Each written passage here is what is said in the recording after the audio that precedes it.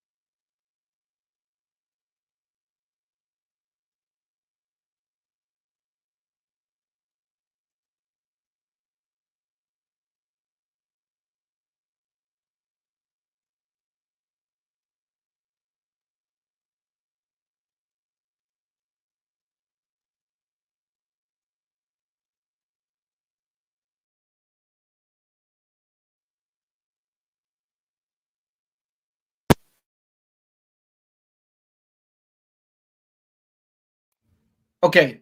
Does the microphone work now? Okay. Does the microphone work now? Mic check. Mic check. 1 2. Mic check. 1 2. Mic check. 1 2. Mic check. 1 2. Yes. Good. Good. Good. Okay. Good. Good. Good. Awesome. Awesome. Thank you. Thank you. Sorry about that, ladies and gentlemen. All right. It's Sunday morning, and we're having technical difficulties already. Sorry about the mic issues again, folks. Thank you for clarifying, and welcome to the show, Worldwide Sport Updates, your podcast, your news, your local community on your Sunday edition.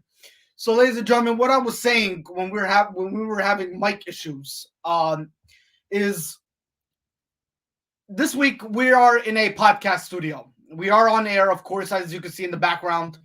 If you would like to be on the show, please call us at 610-770-3698. That is 770-3698. We'll get you on the air if you're most comfortable. If not, we could read your comments here and give you our full attention nonetheless.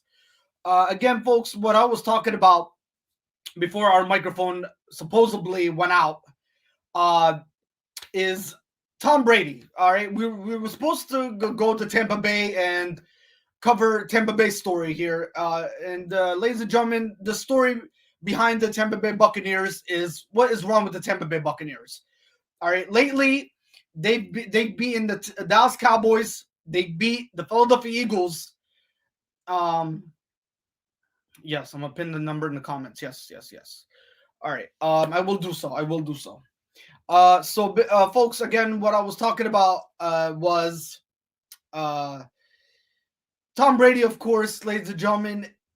What's going on with Tom Brady, folks? Again, he is going through what we call maybe a little bit of a downslope. As of late, ladies and gentlemen, I mean, before the bye week, they lost to the New Orleans Saints. Okay, they lost to the New Orleans Saints. And after that, after the bye week, they went on the road and they lost to the Washington football team that actually nobody saw or was unexpected. Okay, so it was a shocker. But we're gonna get to all more details about the Tampa Bay Buccaneers, and we're gonna talk about NFL throughout the show here. But folks, in the meantime, we do have a lot to talk about. I did pin the number again, 610-770-3698 is the number, ladies and gentlemen. If you would like to get on air, so we could definitely get you guys on air if you would like. So if anything, that number is again 610-770-3698. So we can get you guys on air. All right. Nonetheless, let's see. Why can I not pin the comment is a great question. So I cannot pin the comment, apparently. Okay, nothing is going right on our Sunday. All right. So again, ladies and gentlemen, if you could see it, it is 610-770-3698. There's a number right there on the live screen. Again, 610-770-3698. Nothing is going right this morning, so we're not able to pin anything, and we had mic issues. Not a good start for our Sunday nonetheless. All right.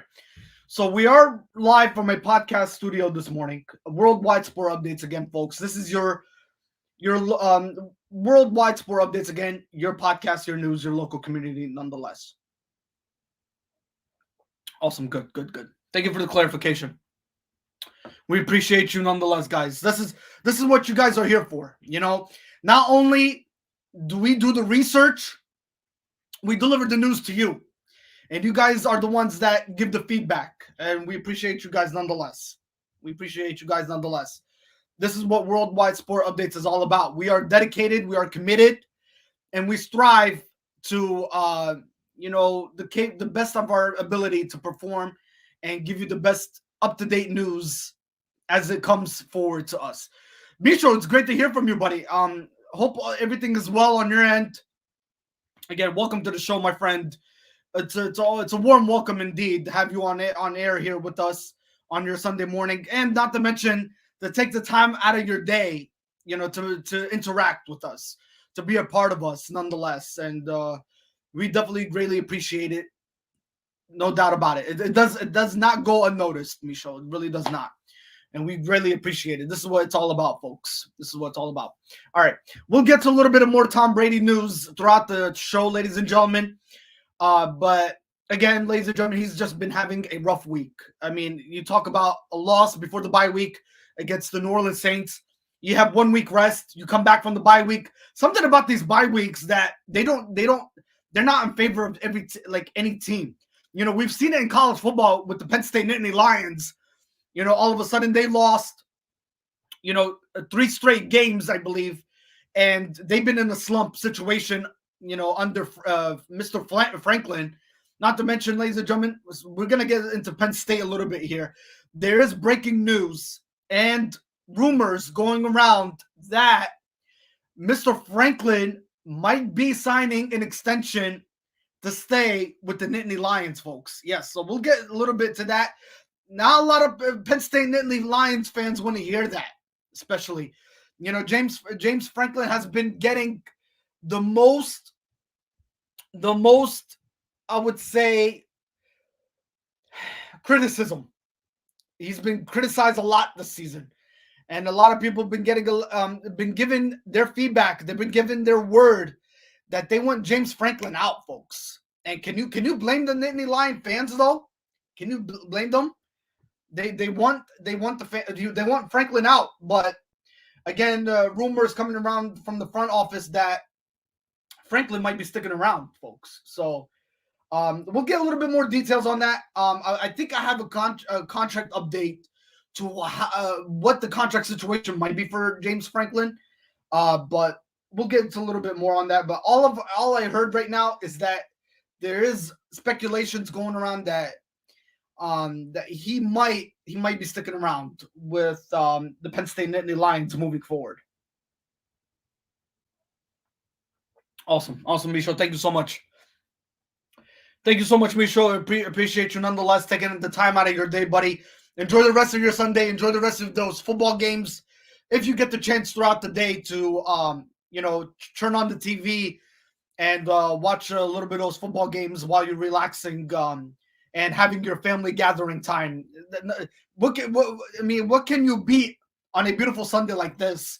I mean, even though it's cold outside. So, if you are working and you get out of work today, stop by for like a cup of coffee or hot chocolate, and then go home and sit down and relax and enjoy the beautiful Sunday games that there is going to be offered. And we're going to go over them, folks, for you nonetheless. So that way I'm not, rambling on and on, but, of what's going on. And people want to know what's going on. So nonetheless. But anyway, we appreciate you all interacting on this Sunday, taking the time nonetheless to interact with us on the Sunday edition. And we appreciate it. So whether it's showing support, showing love, this is what Worldwide Sport Updates, folks, is all about. All right. So, folks, we'll get to the Tom Brady situation.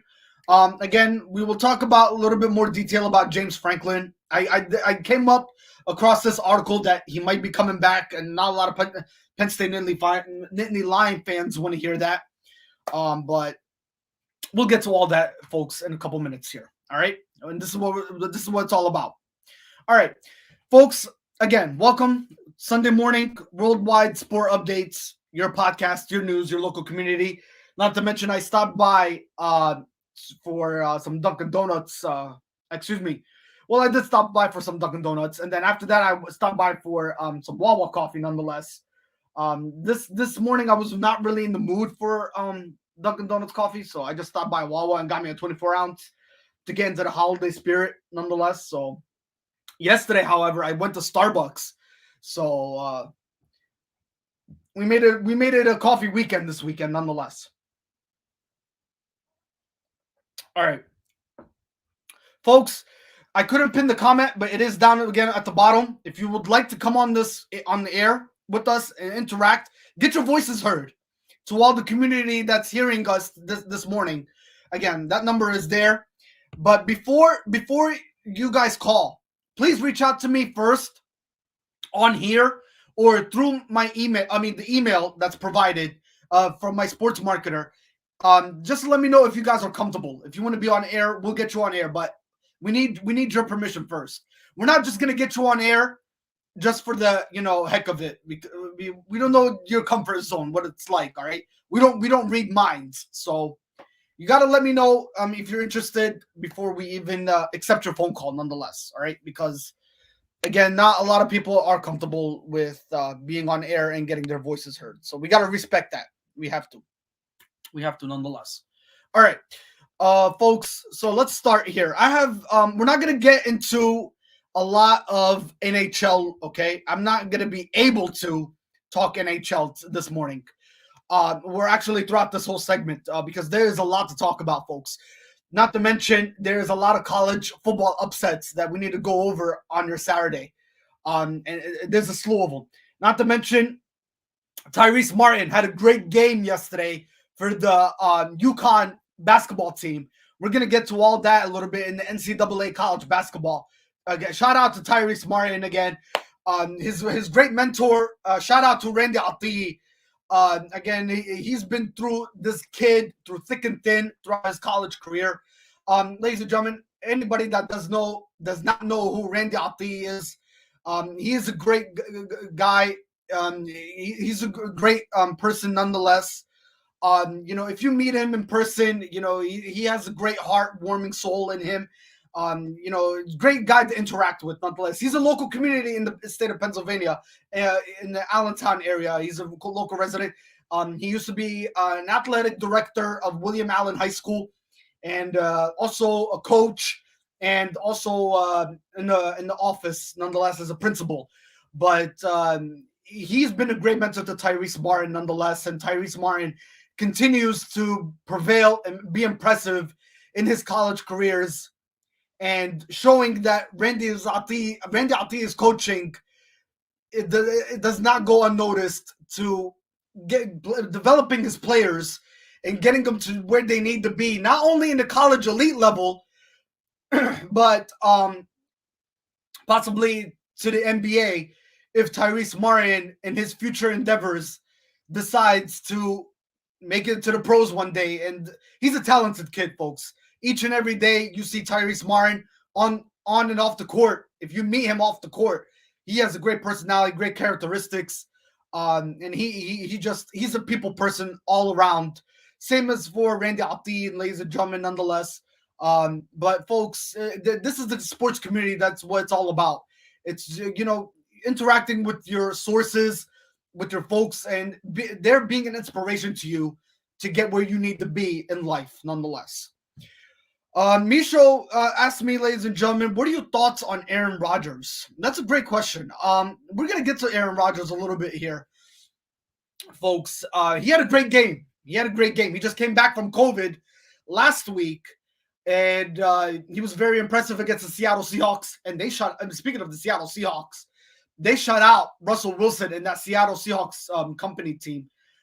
So not something that you expected out of a Seattle Seahawks team, not to mention Russell Wilson coming back from a 3 to 5 week injury time frame where he suffered with his finger, and he had to get he had to get surgery required for it, and he had to get rehab, and he came back. And again, ladies and gentlemen, Russell Wilson is a stand-up guy. He doesn't hide his mistakes.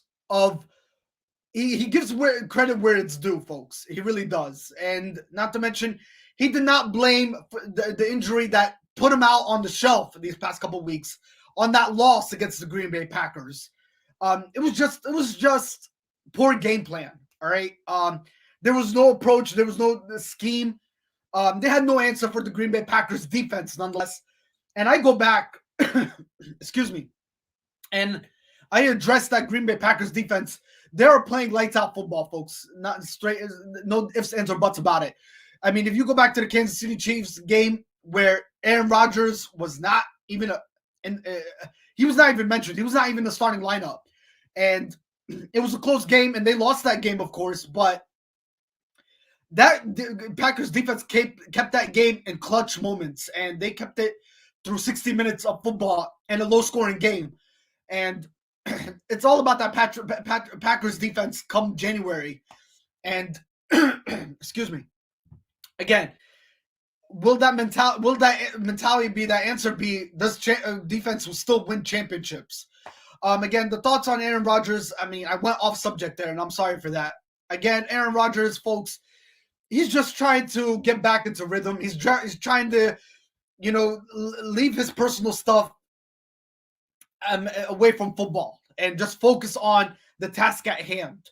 It's all about chasing a Super Bowl title, and that's what the Packers are destined to do this upcoming season. And they're peaking at the right time. The Packers are peaking at the right time. All right. Unfortunately, I think the Packers are going to do a fine job with or without Aaron Rodgers. I mean, Jordan Love, he had a little slow start, in his debut against the Kansas City Chiefs, but that could be fixable. But again, with Aaron Rodgers, folks, he's just getting back into rhythm. He's leaving all his personal situation behind. He doesn't want to deal with that stuff when it comes to football. He just wants to know that he just wants to let people know that Aaron Rodgers is back, and Aaron Rodgers is mentally focused and ready for a championship title come January, in the month of February, nonetheless. And that's what the Packers are focused and destined for, nonetheless, is to make a championship run. And that's what exactly they're going to try to accomplish this upcoming season, after a taste that they suffered last season at the hands of Tom Brady, when Tom Brady went to Lambeau Field and knocked out the Packers in the NFC Championship round. So, but again, ladies and gentlemen, hopefully Aaron Rodgers got everything out of the past, everything behind him, and he's just focusing on the task at hand, and that's winning a championship this upcoming season. So, his fake vaccine card. I mean, so it's about the fake vaccines card scandal. So, I mean, there is consequences on that fake vaccine. There is. I mean, this is something that the NFL does not stay quiet on. Nonetheless, look at somebody else is dealing with it. What's his name from the Tampa Bay Buccaneers, wide receiver Antonio Brown. He's dealing with the situation of the fake vaccine card as well. So there is ramifications, there is responsibilities, and there is consequences for a fake vaccine. Something where you not only might face a fine, but you might face jail time too. And right now, Antonio Brown is dealing with that situation too. So, I mean, the fake vaccine is something that cannot be put to the side. I mean, and an NFL should investigate deeply into it. Should they be suspended? Yeah, suspended until they fully investigate it. Yes, but also fines. It could lead to fines. It could lead to fines as well. It could definitely lead to fines, Michel. It could definitely lead to fines and possibly jail time, like I mentioned. Again, this fake vaccine is something that NFL does not take lightly at all. This is serious. What's going on, buddy? How you doing? Welcome to the show.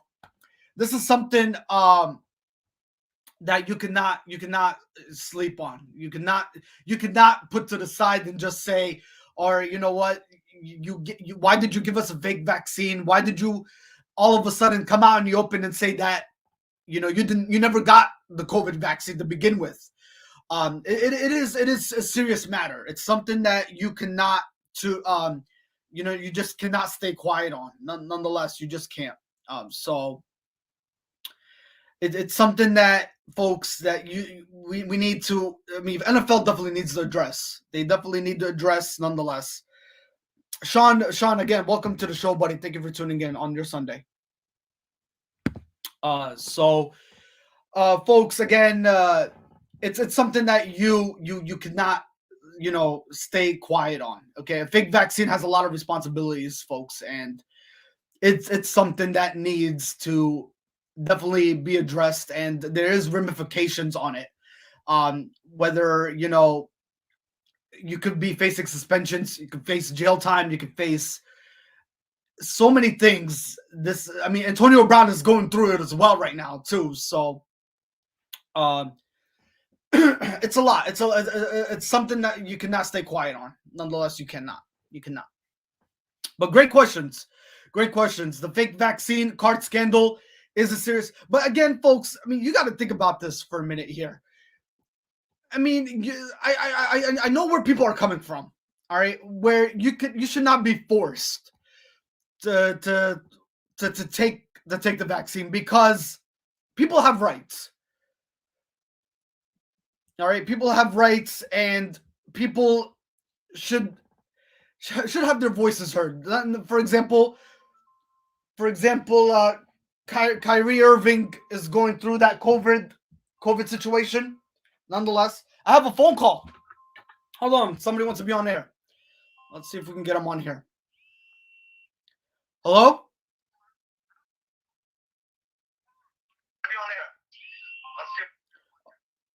All right, so we got a good caller that's listening to us on this morning. Welcome, caller. Thank you for tuning in. That goes to show you guys that we are definitely noticed and we're loved, and people are just turning on their radios and listening to us on the radio nonetheless. So awesome stuff. So it's really so he is calling me, but he's just letting me know that we're listening to you on this Sunday morning, and we're taking the time out of our day nonetheless to listen to your host on this Sunday morning. So awesome stuff nonetheless. But folks, I just want to go back and say the fake vaccine should not be taken lightly. Okay, it is a serious matter, and again, we'll see what the status of Antonio Brown and how he's dealing with it. Again, it is a serious consequences, and we'll see what definitely goes on moving forward from there. But it's something not to sleep on. Not to sleep on. It has a serious matter that needs to be addressed, and NFL will fully investigate it. But again, folks, you got to see where people are coming from. There's people that are not comfortable with taking it. Kyrie Irving is trying to make his voice heard about the COVID protocols and COVID situation. And then, folks, you know, it's just people. Yeah, so people, folks, there's some people out there that are comfortable with it, and there's some people that are not comfortable. So it's you know, you can't force, but again, we'll see what happens. I mean, again, folks, reports, and I did some homework here, and reports came in that Aaron Rodgers pointed in the article that he was allergic to it. So, I mean, so yeah, I mean, people are allergic. I mean, there's some people that are allergic to it because they don't know what's in it, and not to mention the FDA, releasing it so soon last year. Nothing is just up to par with this COVID vaccine, and it's still making an impact, not just in the sports generation, but all over the world still, nonetheless. And we'll see what happens from there. All right. Jeff Scott, ladies and gentlemen, is one that called us. And just a letter, he just wanted to inform me that he's listening and tuning in and taking the time out of his day to listen to our podcast. So just shout out to Jeff Scott nonetheless. All right. So again, great questions nonetheless. Should he be suspended? What's the situation with the COVID vaccine? The fake vaccine cards. Players are issuing to them, and they're coming, and now it's fully getting investigated that they have not taken the actual test. But then they're also saying that they're allergic to it, and they're not comfortable because they don't know what's in it either. So there's a lot to take on it, and more research nonetheless to dig deeper exactly what's going on with this COVID situation. All right. So, folks, we're going to talk some more news here. NHL, we're not going to really talk again so much because this is a 4-hour show. We can only do so much to squeeze in that needs to be addressed, everything that, we need to address. But there is one thing I would like to address from the NHL hockey, ladies and gentlemen. The New York Islanders, finally, folks, they have made their official stadium debut at the UBS Arena. That was officially yesterday. Yes. So if anybody hasn't heard, yes, the New York Islanders, folks, the New York Islanders made their official home opening debut against the Calgary Flames at the UBS Arena last night. And it didn't go well. It didn't go well for the Islanders as they lost to the Calgary Flames with the final score. I believe 5-2 was your final there. So not a good home opening debut, but that arena looked tremendously amazing. I saw the highlights of the NHL hockey. That was one game I actually really saw highlights and tuned in a little bit to see, because we've been hearing a lot of reports that UBS Arena was going to officially make its debut at some point. And they finally did last night against the Calgary Flames, and they did it again with a sold out crowd nonetheless. So again, not a good game showing though by the Islanders, but all the fans had a great time and they enjoyed the home debut of the UBS Arena nonetheless. So that's NHL hockey there that I wanted to address to everybody. So awesome stuff, folks. Also, Thursday Night Football, I did talk about it in my recorded podcast. If you missed that recorded podcast, please tune into our YouTube channel, Worldwide Sport Updates by yours truly, Joey Hadid. You will see the updates of our recorded podcast that we issued on your Friday regarding the Patriots and the Atlanta Falcons. Ladies and gentlemen, one thing I would like to actually address on that game that I forgot to address in the recorded podcast. For the first time, ladies and gentlemen, in NFL history, 3 different quarterbacks in that game. Yes, Matt Ryan was not the only person that played in that game, folks. 3 different quarterbacks on that Thursday night game against the New England Patriots, ladies and gentlemen, threw an interception. That is the first time you see that happen in the same game, folks. Yeah. I think you go back to the 19-something where you witness the three different quarterbacks throw an interception in the same game. That's the first time it ever happened, and we saw it on Thursday against the New England Patriots. Not to mention they got shot out again, 25-0. Okay, let's see here.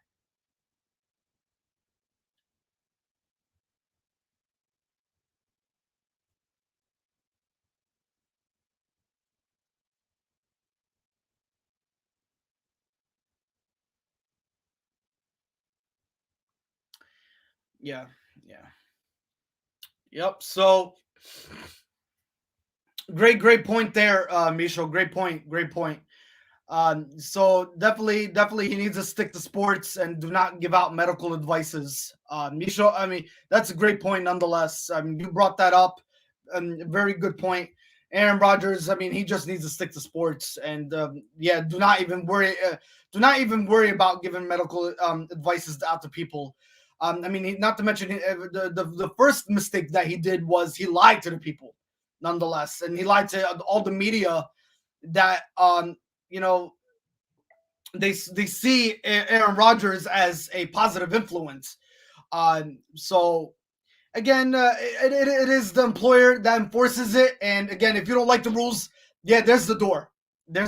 Yeah, you could not have said it any better, Micho. I mean, and that goes for everybody.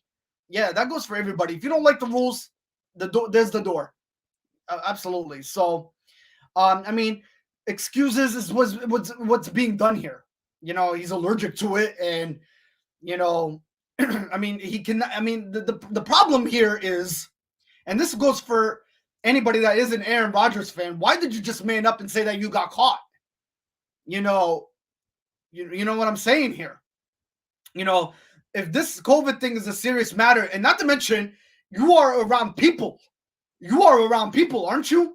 You're in the locker room. You're outside on the field. Not to mention, you are gathered by fans when you're at the end of the game. when you're signing autographs, you know, COVID is still a serious issue, and you're trying to spread it around other people still. You know, a lot of people expected a whole lot better from Aaron Rodgers than what he displayed. And Misho, you brought up some great points. I can't disagree with anything you said in bringing those things up. So great points that you just mentioned about Aaron Rodgers and his situation. So yeah, I mean, it is excuses. It really is. But that's something that you would hear from Aaron Rodgers. You know, this is not something that you would hear from Aaron Rodgers. I mean, you would hear it from some player that is not a big name in the NFL. You know, yeah, he is playing a team sport. He is around people. Yes, he is around people. I'm just, Misho, I'm not being, I'm not trying to be, I'm trying to make your point here. To what you're saying, and he is a team. It is a team sport, and he is around people. We all know that. We both know that. Everybody knows that. It's about setting a good example, though. It's about being a great leader that you are. Not to mention, not just on the court. I mean, on the field, but off the field as well. Because when you travel, you go to the airports and you meet people, don't you? So. Yeah, it goes a lot. It goes to a whole lot of saying that this should have been a lot better coming from Aaron Rodgers. Yes, it should have. Definitely should have. But anyways, we'll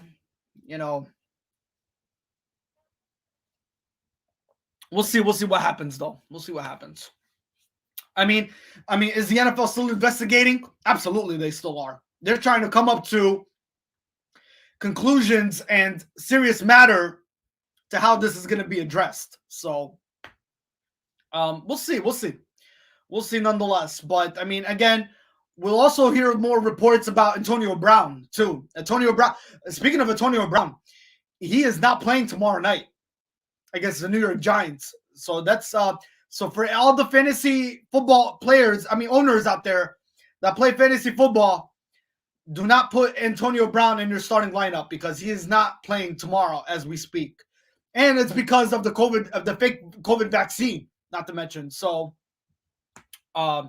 that's just breaking news, just to let everybody know, to inform everybody that Antonio Brown will not be in the starting lineup tomorrow against the New York Giants. All right. So folks, again, that is great stuff indeed. Great news nonetheless. All right, so again, NHL, ladies and gentlemen, the news that just broke out is Calgary Flames. Yes, they beat the New York Islanders in New York Islanders' home debut at UBS Arena last night. The official home debut of the UBS Arena. Again, it was a sold-out crowd. The crowd was stacked. It was hyped. Everybody was interacting. Again, it was not a good home showing, though, as the Flames beat the New York Islanders. Again, final score there, 5-2, nonetheless. So, awesome stuff indeed. All right, so good. All right, let's talk about Major League Baseball. We're not gonna get into a whole lot of Major League Baseball because they're in the off season right now, and it's really time to relax and buckle down. But we can't really buckle down, and the reason why, because we are then less than week away, folks, from possibly a potential Major League Baseball lockdown. Yes, folks, I've said it. There is a potential of a Major League Baseball lockdown.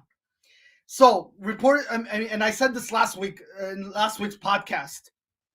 For anybody that missed it, here's the breaking news and update coming from Major League Baseball. If Major League Baseball cannot come to an agreement, and they have then almost less than 1 week away. I mean, after Thanksgiving, I think they have Thanksgiving, and then prior to after Thanksgiving. If they cannot come to an agreement, and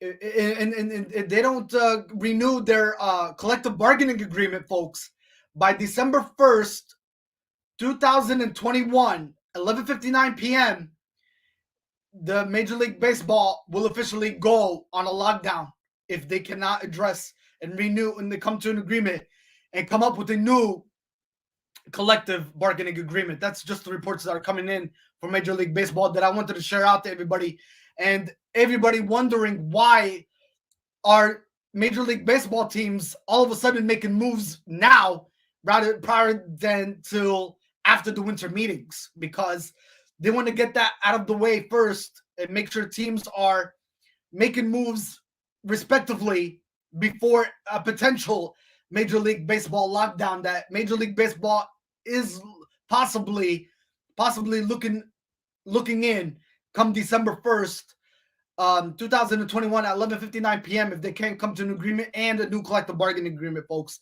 They're in total jeopardy of a Major League Baseball lockdown season. Not only to mention, folks, the winter meetings are going to be in jeopardy, and the season in itself next year being in jeopardy nonetheless.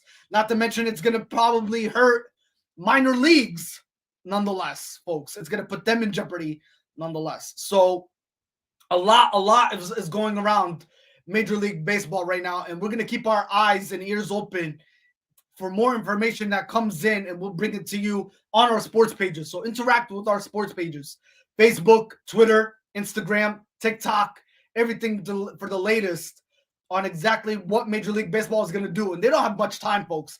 Time is definitely clicking in. And speaking of time, folks, one sources came out from the commissioner, I believe, of Major League Baseball, Rob Manfred, I believe it is. He said that, ladies and gentlemen, that he's okay with possibly having Major League Baseball go on a lockdown rather than having the season start, because if the season starts in its regular aspect, then there's going to be a potential of possibly forfeiting games or suspending games or not games being played at all. So in a way, I kind of see where he's going with that, but at the same time, you're losing a lot of revenue. You're losing a lot of money, profits nonetheless, because you got to think about the people too, because there's people out there that they buy season tickets early before the season even begins. They purchase their tickets before the season to prepare for the season. And it does hurt a lot of profit and revenue, not to mention it hurts sales. So I don't know if I kind of saw him go something where he was going with that, but at the same time, it still hurts either way. It really does. Even if you have a lockdown, it still hurts even more. So it's not a good showing for Major League Baseball, folks. It's really not. I mean, there's a lot that needs to be addressed for Major League Baseball to have a full effective season next year. If they do have a season, nonetheless. Also, one more thing before I address Misho's question here. Congratulations to, again, your Philadelphia Phillies native, BRYCE HARPER, ladies and gentlemen, for grabbing his other MVP award. Again, congratulations to BRYCE HARPER, nonetheless. Well deserved. He had a great season. Not even though they missed the playoffs, but again, he came through. And he had a phenomenal season nonetheless. So congratulations again to BRYCE HARPER. Hopefully, if they do have a season next year, he can go to carry the Philadelphia Phillies to the playoffs and possibly take the Phillies on a championship run. I mean, BRYCE HARPER is a great, outstanding, standing guy, and you cannot ask for a better person to represent and achieve this award, the most valuable player, nonetheless. BRYCE HARPER, again, congratulations to him. And a lot of people, ladies and gentlemen, they were speculating that Shohei Ohtani was going to be the MVP. But folks, had Shohei Ohtani been crowned MVP, it would have hurt sportsbook, the sports betting, ladies and gentlemen. It really would have, because nobody expected a pitcher like Shohei Ohtani to have such a phenomenal season, and not to mention almost 50 home runs, the way that he was a capable playmaker that he was in Major League Baseball this past season, folks. Shohei Ohtani, folks, was the next Babe Ruth of all Babe Ruths in Major League Baseball picture, folks. And the guy, he definitely did deserve MVP in my book. But thankfully, the sports books and the sports betting are safe that Shioni Otani was not officially crowned as your MVP award winner, and it was Bryce Harper instead. But ladies and gentlemen, I see a lot of potential from this kid. I see a lot of bright future for Shioni Otani, and the guy possibly could bring a championship title to the city of Los Angeles Angels, and not to mention the franchise team in its loan itself, nonetheless.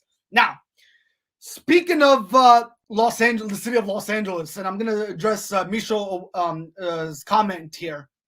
And I did address it in the recorded podcast on Friday regarding, ladies and gentlemen, the reports coming in from the NBA is that the Los Angeles Lakers, the Los Angeles Kings, yes, and the Los Angeles Clippers, ladies and gentlemen, have agreed to change their name from Staples Center to Crypto.com Arena. Folks, what is your thoughts on that? I mean, what are your thoughts on them changing it to crypto? Folks, my thoughts on it to address this situation is I'm not all for it. I really am not. The reason why I believe, ladies and gentlemen, a lot of history goes back to the city of Los Angeles in its entirety as the city of LA. And there was a lot of memories and moments that everybody cherished when Los Angeles Lakers, Los Angeles Clippers, and the Los Angeles Kings. And speaking of the Los Angeles Kings, that is the NHL hockey team, folks. All right, just to clarify that for everybody out there that are not hockey fans.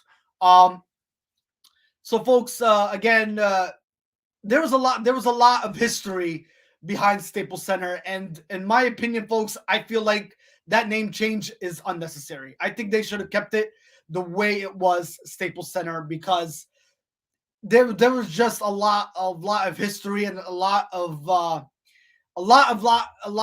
to carry behind that arena in itself. And Kobe Bryant, ladies and gentlemen, the late Kobe Bryant, he's the one who made the Staples Center the way the Staples Center has been so much popular in the city of LA, and it's been recognized the way the Staples Center has been recognized all these past years.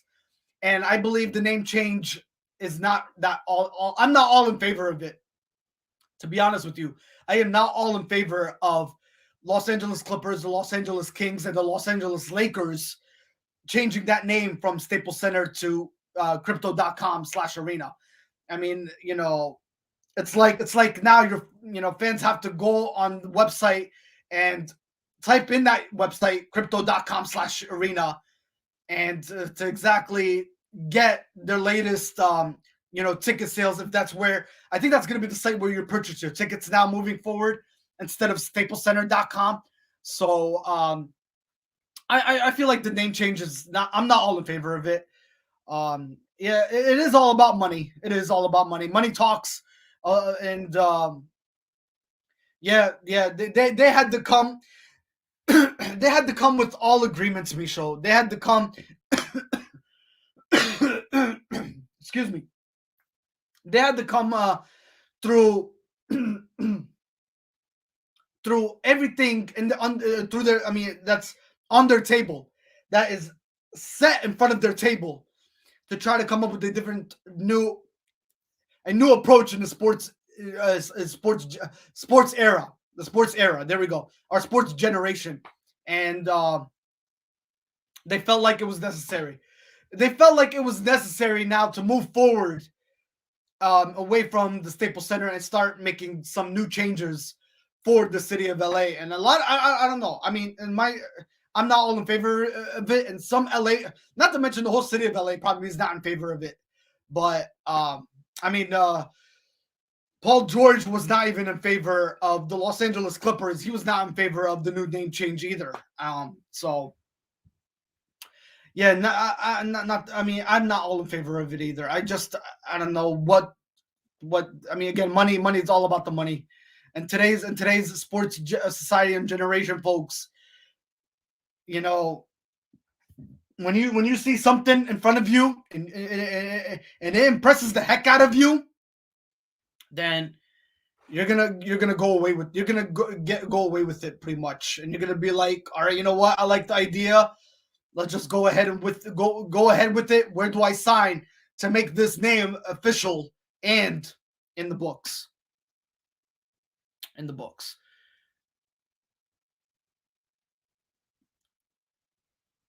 Yes. Great stuff. Great stuff, Misho. Nonetheless, thank you for pointing that out. Again, folks, for anybody that doesn't know, again, Misho just pointed out that name change is the largest naming right deal event, ladies and gentlemen, estimated at 700 million, and it is expected to start on December 25th, Christmas Day. Nonetheless, Christmas Day. So, yeah, Misho, thank you for pointing out these great, amazing points. Nonetheless, so again, folks, it is the largest naming right ever, estimated at 700 million, and it will be called Crypto.com Arena, beginning on Christmas Day of 2021. So great stuff, nonetheless. Great stuff. Great stuff indeed. So great points, and thank you for bringing that forward to my attention. Nonetheless, I knew I was going to get to that point, but again, this is what we have our amazing audience and our viewers here for. Nonetheless, to bring it to our attention. Nonetheless, but awesome stuff.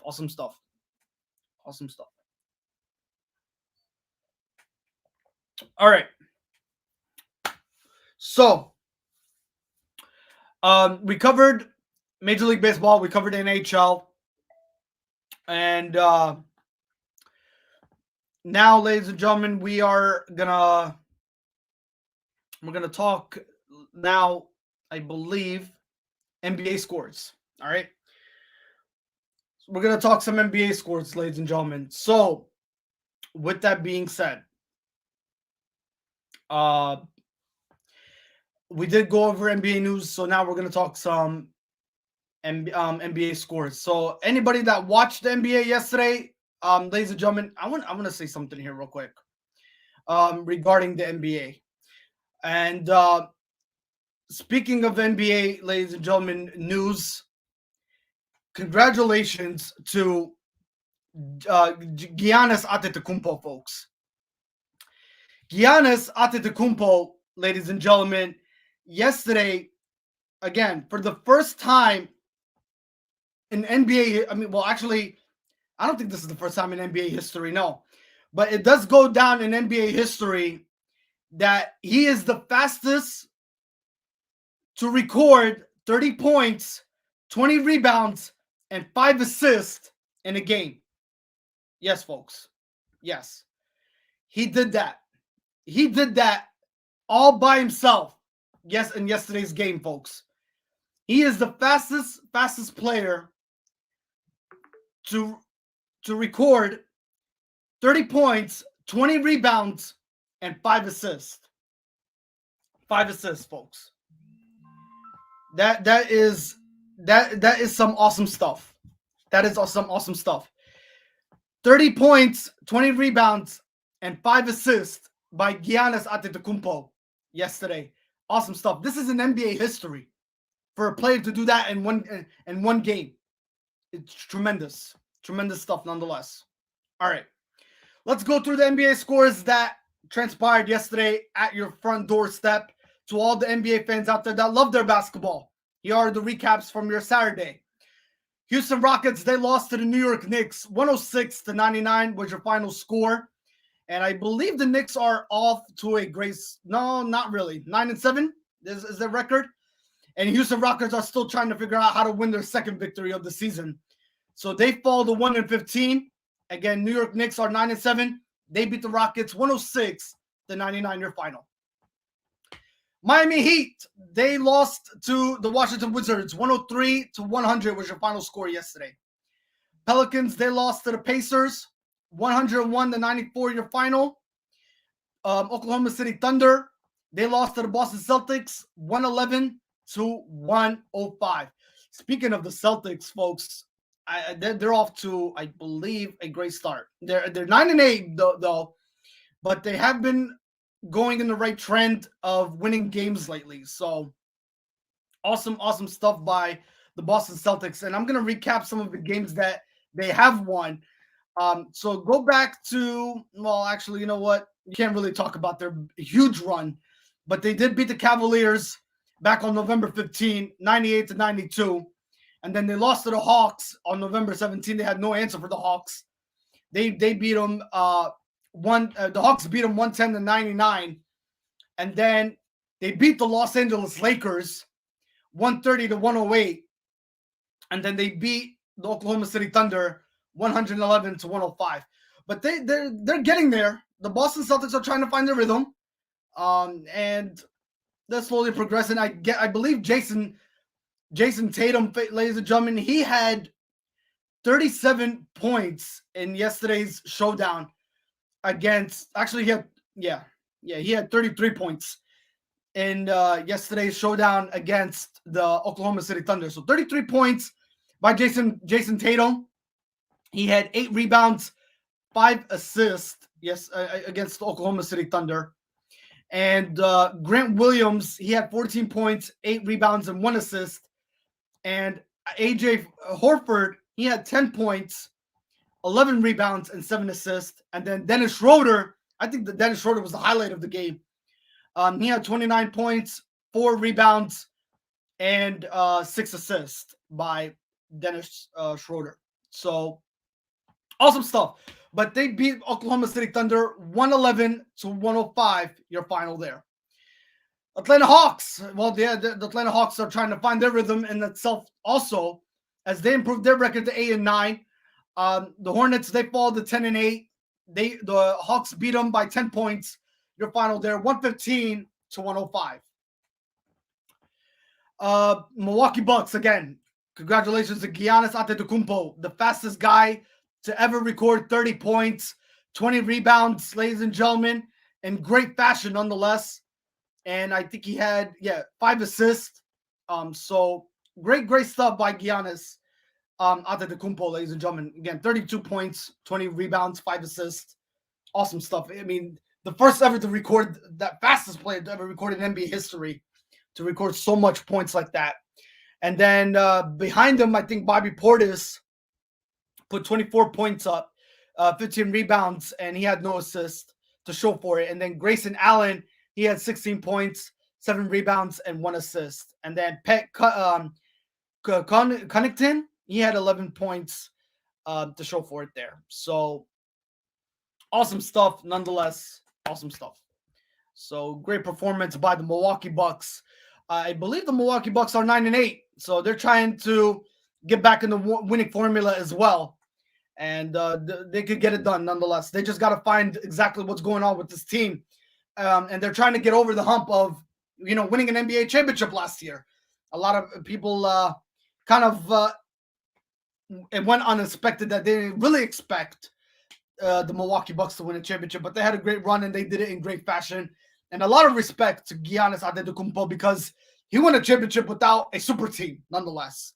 So that's a lot of respect with to what he's doing into this season nonetheless.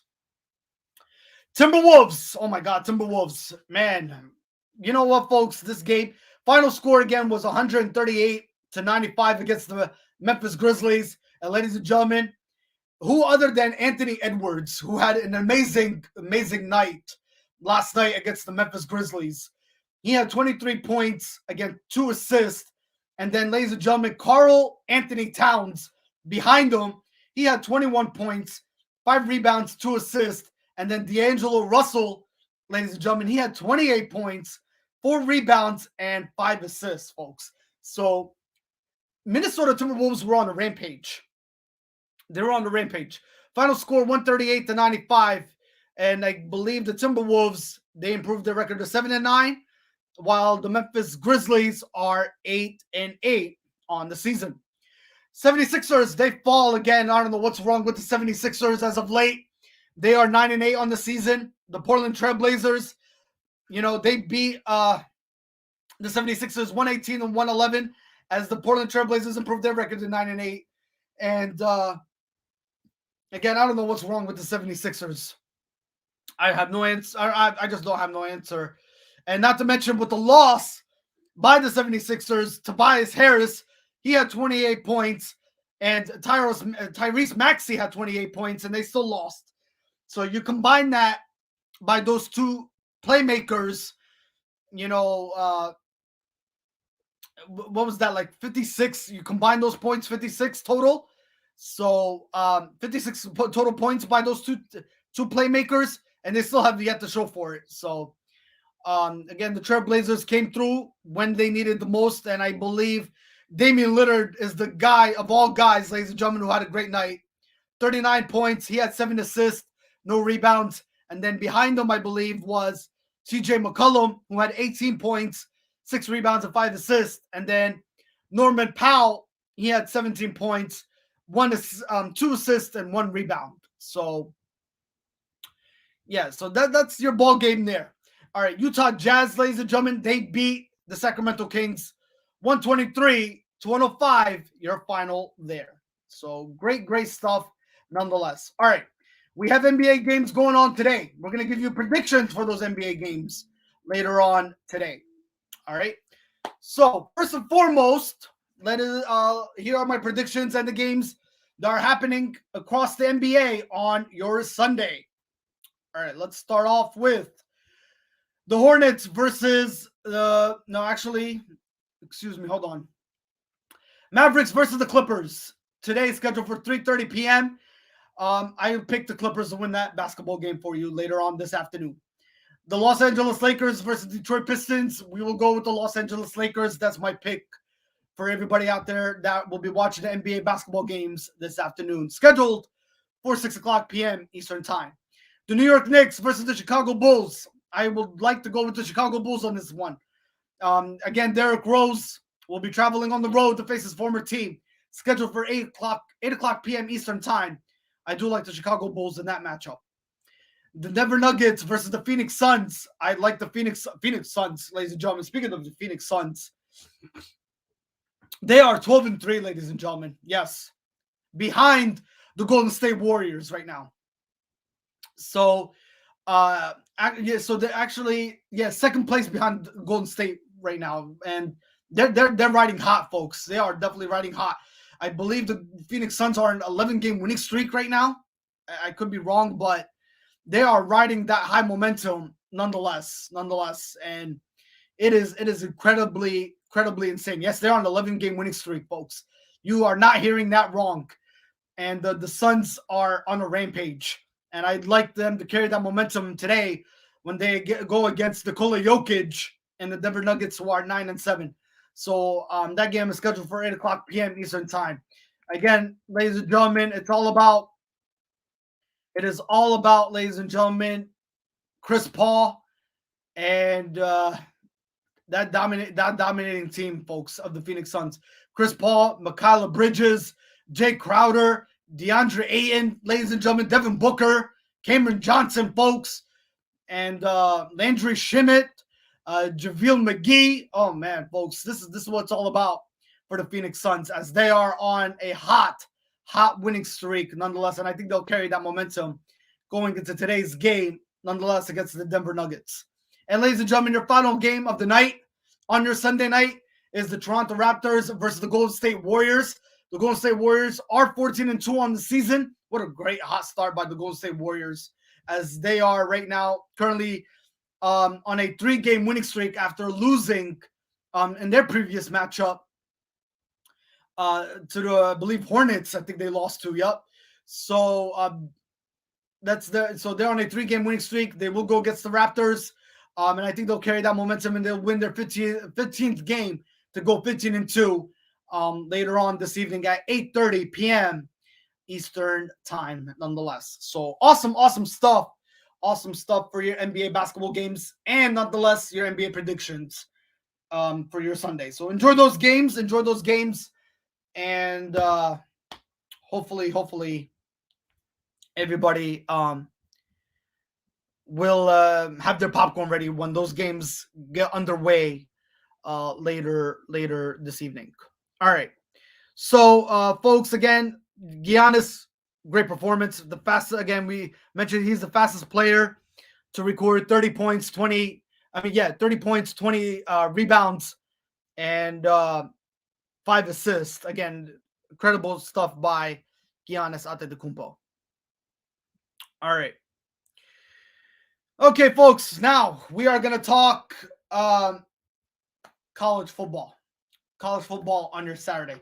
Before I do go to college football, though, I am definitely going to talk about college football, but I want to go over college basketball recaps. All I'm going to talk about college basketball, ladies and gentlemen, is the scores. I'm going to go over the scores because there's lots of them, and we're going to bring them to your attention nonetheless because this is what we are truly all about. All right, so with that being said, folks, here we go. I'm going to give them to you. The college basketball scores of your Saturday. So here are the NCAA college basketball games that transpired on your Saturday edition. One game got postponed yesterday, ladies and gentlemen, for your college basketball game, and that was NJIT against Wagner. That game was postponed, so that game was no go yesterday for the college basketball team. We have not heard about a rescheduled date. Maybe it might come up to our attention, but a rescheduled date probably will be in the works for that basketball team, nonetheless. All right, Michigan at UNLV, ladies and gentlemen, the Michigan Wolverines. This is college basketball, folks. They beat UNLV 74-61 yesterday. Monmouth, New Jersey at St. Joseph's, college basketball. This is more college basketball, ladies and gentlemen. Final score there, 87-75. Binghamton at Connecticut, ladies and gentlemen. This was the game that I'm talking about. Tyrese Martin had a great game yesterday, ladies and gentlemen. UConn, Connecticut at Binghamton at Connecticut. Connecticut had the home field advantage.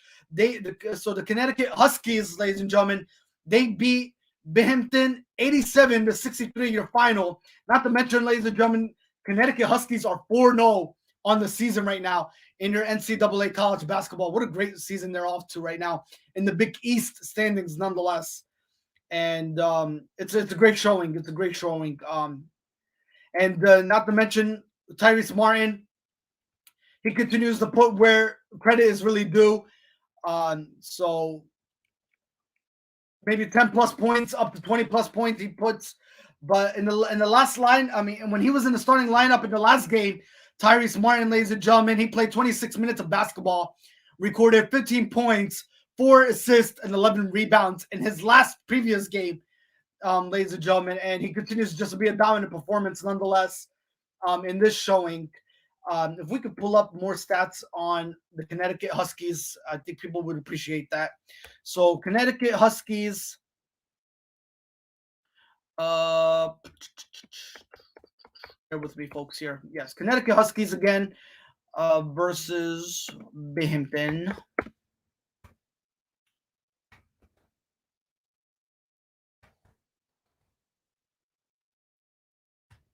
All right, bear with me, folks. Here.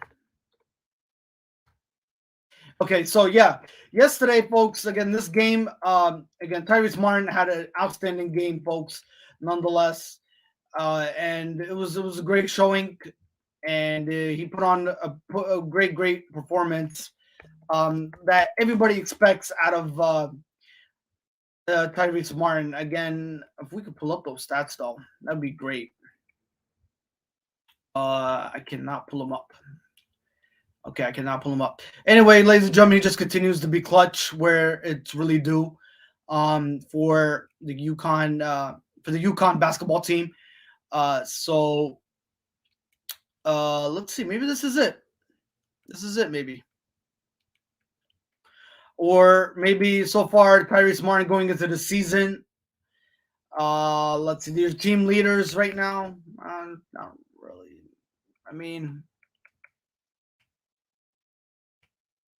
Okay.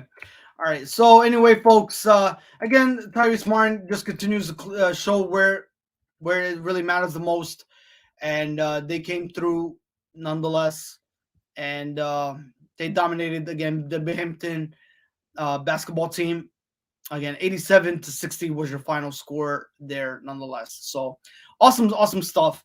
Nonetheless, from your college basketball team there. So the Connecticut Huskies, again, they improved their record to 4-0 on the season. All right.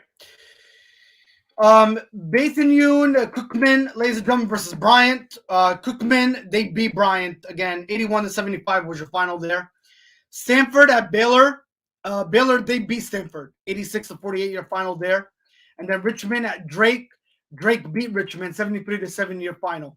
Central Connecticut at Quinnipiac. Quinnipiac, they beat Central Connecticut 76-65 your final. Villanova at Tennessee. Villanova beat Tennessee 71-53 your final. Kansas at Cleveland State. Cleveland State beat Kansas 80-70 your final. Weber International at North Florida. North Florida dominated that basketball game 103-43 your final. Detroit Mercy at Louisville. Louisville beat Detroit Mercy 73-67. Ryder at Buffalo. Buffalo beat Ryder 87-65 your final. Mount State Vincent at Columbia. Columbia beat Mount State Vincent 87-62 your final. Austin Peay at Dayton. Austin Peay, they beat Dayton 87-81 your final. MIT at Hartford. Hartford beat MIT 98-52 your final. Central Florida at Evansville. Central Florida beat Evansville 75-59 your final. Howard at High Point. High Point beat Howard 73-63 your final. Heldenberg at Miami, Ohio. Miami, Ohio beat Heldenberg 90-45 your final. Northern Arizona at Texas Rio Grande Valley. Rio Grande Valley against Northern Arizona.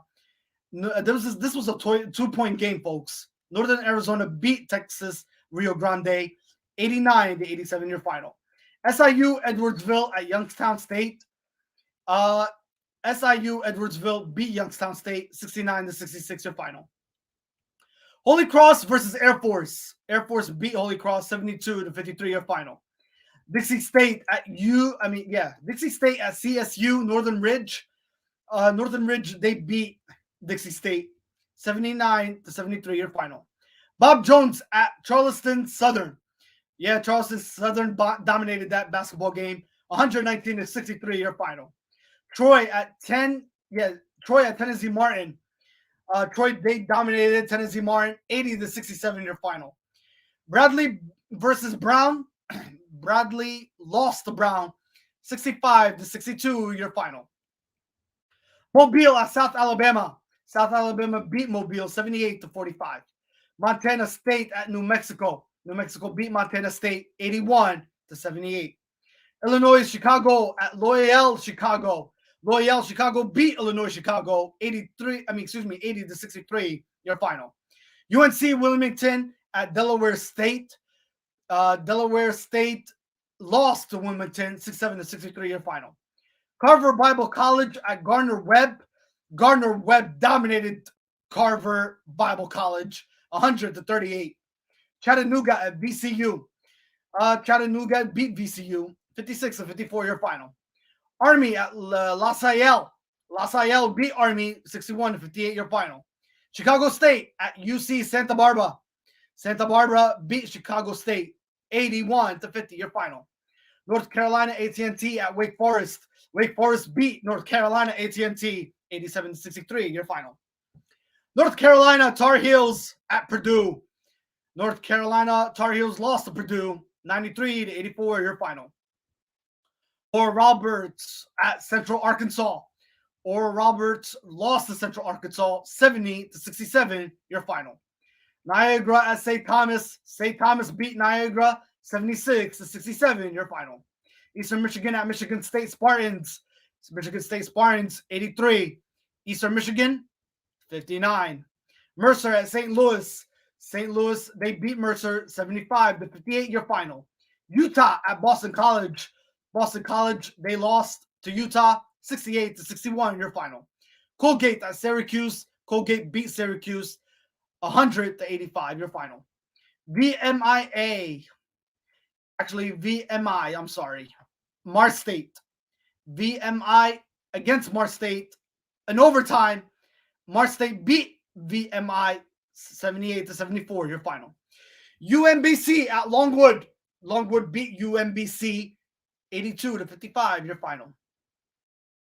Navy at Redford, folks. Navy beat Redford. Your final, ladies and gentlemen, 47-33. Low scoring game, too. Texas Tech versus Incarnate Word. Incarnate Word lost to Texas Tech 84-62, your final. Georgia State at William and Mary. William and Mary lost to Georgia State 77-59, your final. Georgia Southern versus Hampton. Georgia Southern beat Hampton 86-66, your final.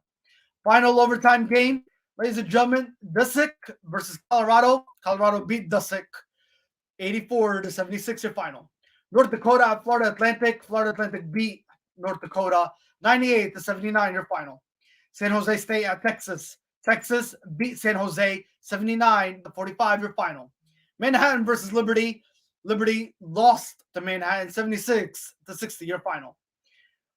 Fair Leah Dickinson at St. John's. St. John's beat Dickinson 87-74. Bucknell at Illinois State. Wow, what a high-scoring game. Not to mention it went to overtime game. Illinois State beat Bucknell 105-100, your final. And Bethesda at UC Riverside. Riverside beat Bethesda 95-57, your final. Western Carolina at American U. American U lost to Western Carolina 80-79. Tulsa at Rhode Island. Rhode Island, well, they lost to Tulsa 77-71, your final. Albany at Eastern Kentucky. Eastern Kentucky beat Albany 77-64, your final. Fairfield at Sacred Heart. Sacred Heart, they lost to Fairfield 71-61, your final. Western Illinois at DePaul. DePaul beat Western Illinois 80-64, your final. Actually, 80-84, your 84-80, your final there. I'm sorry. Winthrop at Vanderbilt. Vanderbilt, they beat Winthrop 77-63, your final. Morgan State at Portland. Portland beat Morgan State 74-63, your final. And North Carolina Central at Alabama State. Alabama State beat North Carolina Central in overtime 80-74, your final. And then Iona versus North Alabama. Iona beat North Alabama 81-65, your final. Central Methodist at Birmingham Young.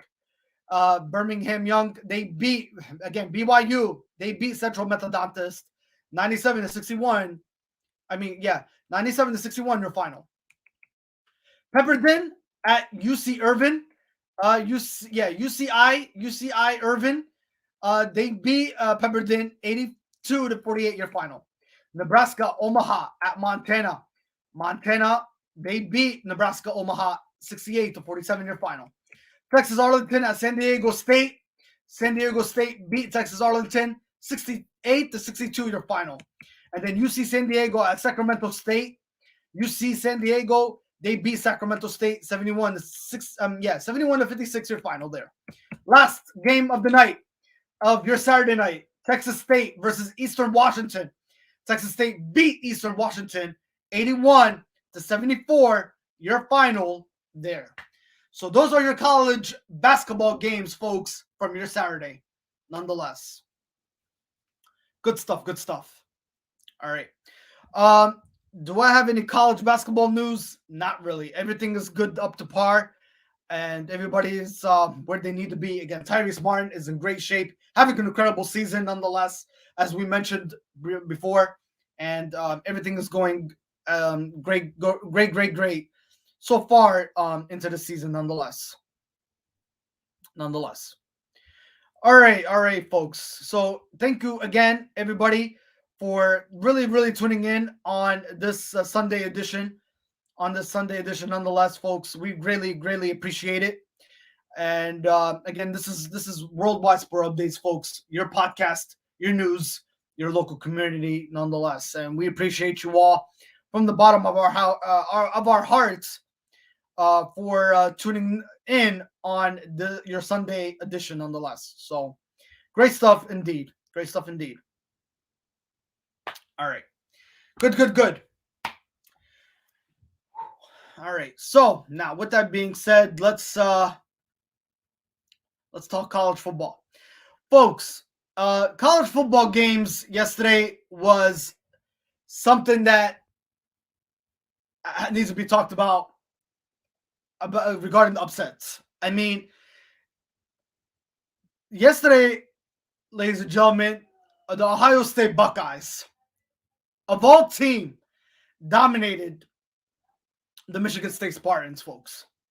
Yeah. I mean, it is beyond crazy that I don't know if anybody watched that game, but at halftime, ladies and gentlemen, it was 49-0, folks. Ohio State Buckeyes. The Ohio State Buckeyes, ladies and gentlemen, were leading that football game, 49-0, folks. Yes. 49-0. I mean, as shocking as it may be, yeah, 49-0, folks. The Ohio State Buckeyes just dominated. And not to mention, we had some injuries. Kenneth Walker was out during that game too. So Michigan State Spartans had no answer. None whatsoever for the Ohio State Buckeyes. And speaking of the Ohio State Buckeyes, look who they play next. Next week, they play the Michigan Wolverines. Yeah. So they just wrapped up Michigan State Spartans. Now they got to play Michigan Wolverines next week. And you know what? I really don't see anything changing from the Ohio State Buckeyes in this one either. I think the Ohio State Buckeyes will dominate this football game next week, nonetheless. I think they will. Yep.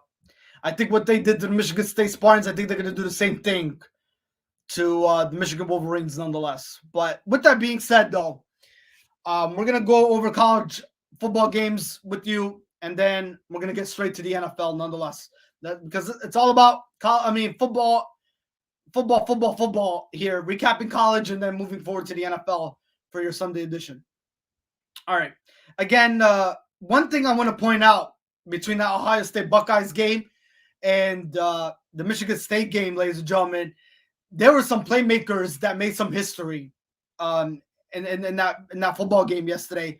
Not to mention Bryce Young, folks. Yes. Bryce Young broke. Actually, folks, that's not even from the Ohio State Buckeyes. What am I talking about here? Hold on. All right. So what I was talking about, I went off topic for a minute here. Ohio State, ladies and gentlemen, they fired on all cylinders again to start putting college football teams on notice. That's what I was trying to get at here. And they're doing it in great fashion. Nonetheless, folks. They definitely are. The Ohio State Buckeyes are putting the college football teams on notice as they approach the playoffs, as we get closer and closer to the college playoffs, ladies and gentlemen. Yeah, they're putting college teams on notice. They definitely are.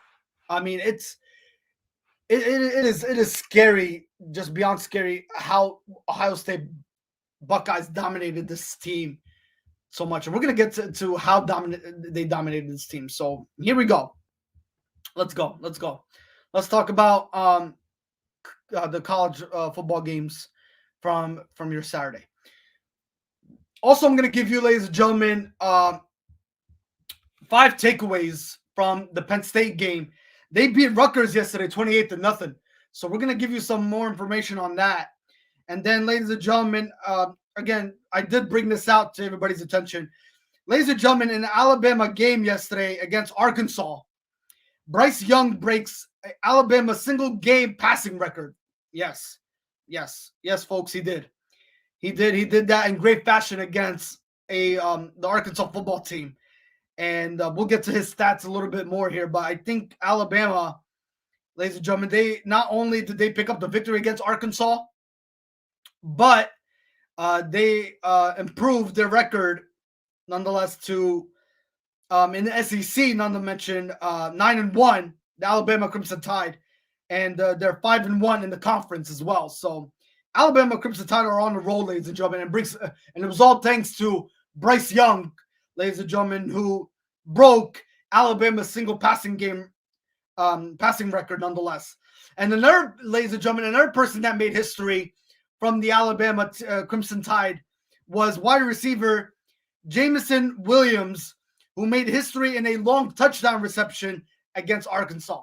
So there was a lot of records that were broken yesterday, ladies and gentlemen, between that Alabama and Arkansas game. And we're gonna get to some stats here and a little bit more information in a couple minutes, nonetheless. All right, here we go. Let's talk about the college football games for your Saturday. So let's start with Massachusetts at Army. Army, they beat Mass 33-17, your final there. As the Army Black Knights, they're in the they're in the INDEP standings, and they improved their record to 7-3, not to mention 2-0 in the conference and alone. And Massachusetts, ladies and gentlemen, well, they're 1-2 in the conference, and they're 1-10 on the season.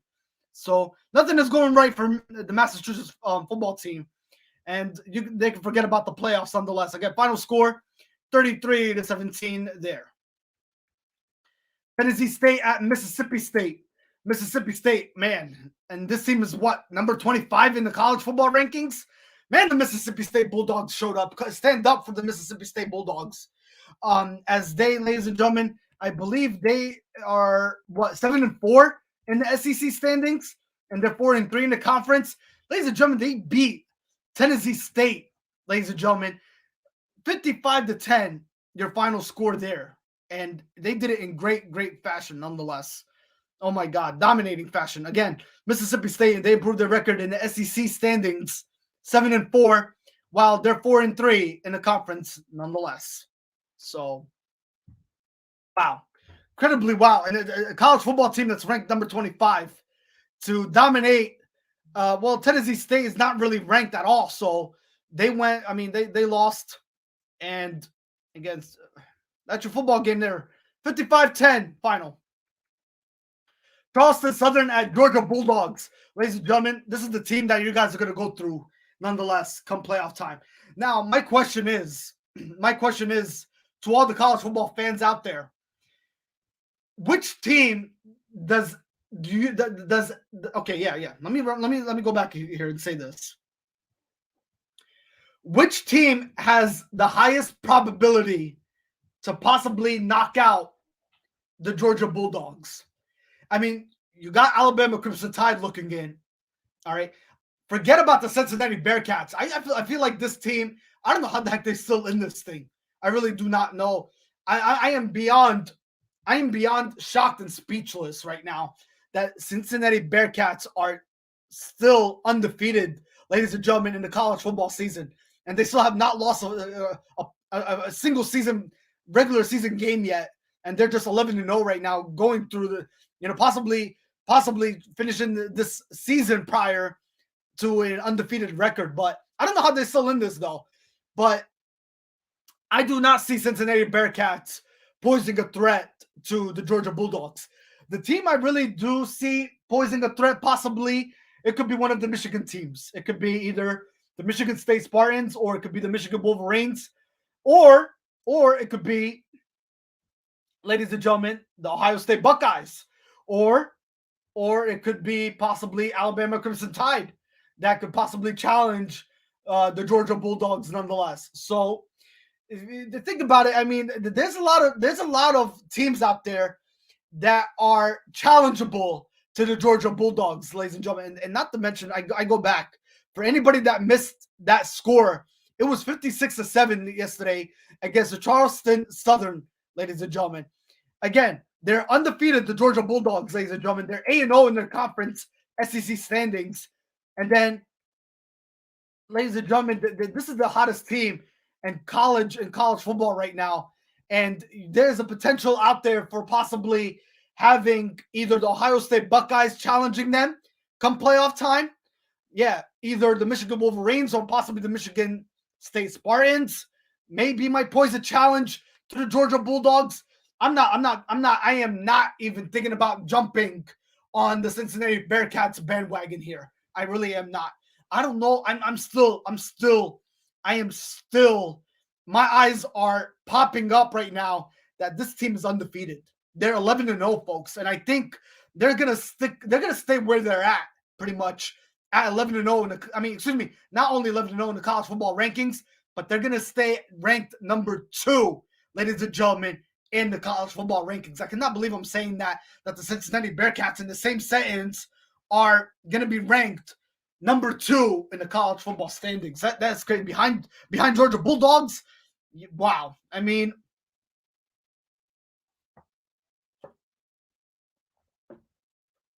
that is crazy. That is crazy. Nonetheless, but again, Georgia Bulldogs are the hottest team. They are not by far the hottest team. The way they've been playing, and they have not lost yet, and they will stay.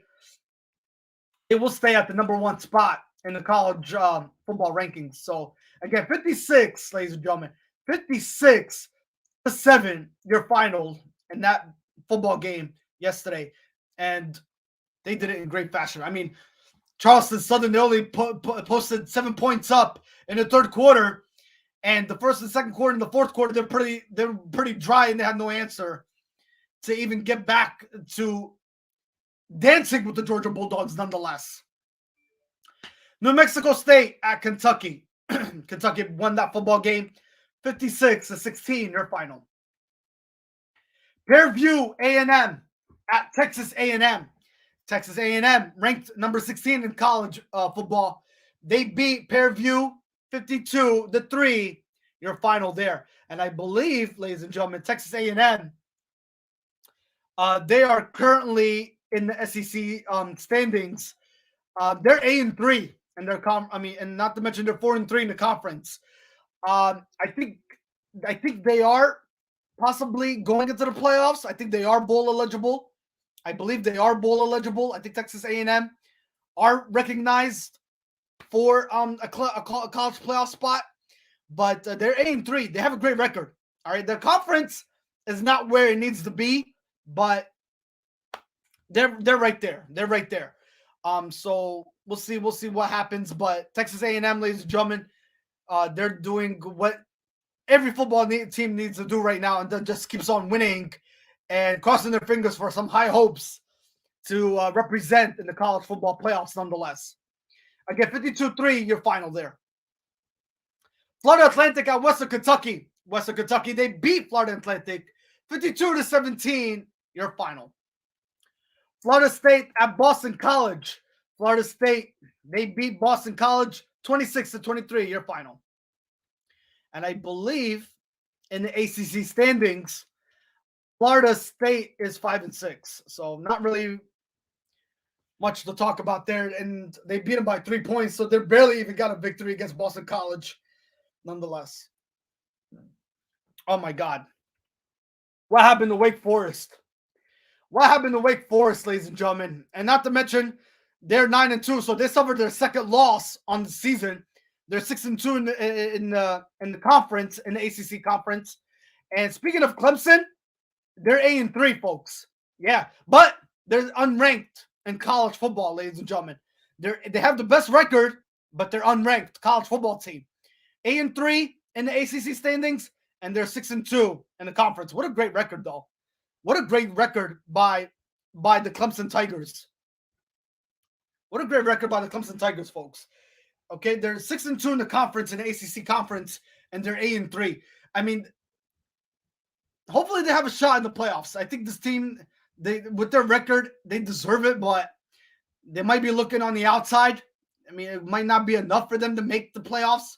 So, but again, this Clemson team, man, it really hurts. I mean, even though with all the injuries that's been impacting this football team as of late, and it's not, it's I mean, and not to mention Trevor Lawrence going to the NFL, it really puts a damper on this college football team. The way they they did the best to as a school nation to do everything in their power to stay through the thick of things, but they might come up short and they might not make the playoffs this year. So it's truly disappointing, even with the great record, not to represent at least a bowl game, not to mention, So it's sad. It's sad, but that's the way the college football college football playoffs is. That's how it works, pretty much.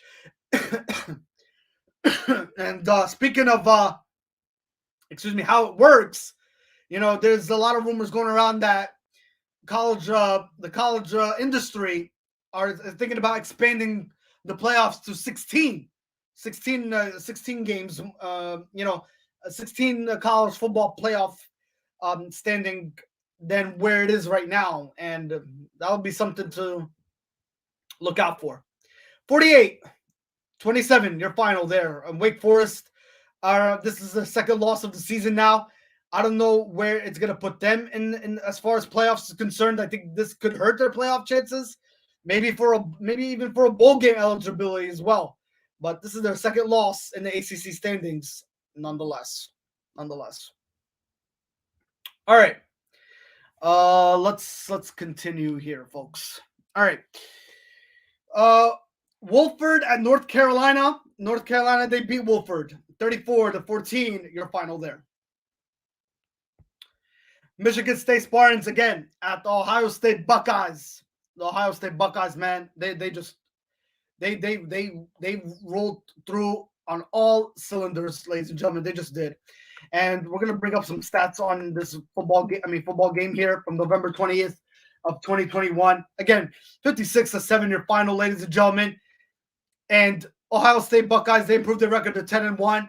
And this is the Michigan State Spartans' second loss of the season, nonetheless. But speaking of stats, again, Kenneth Walker, folks, he had nothing to show for it. Again, he went out with an injury. We'll see. We'll get a little bit more details on Kenneth Walker, though.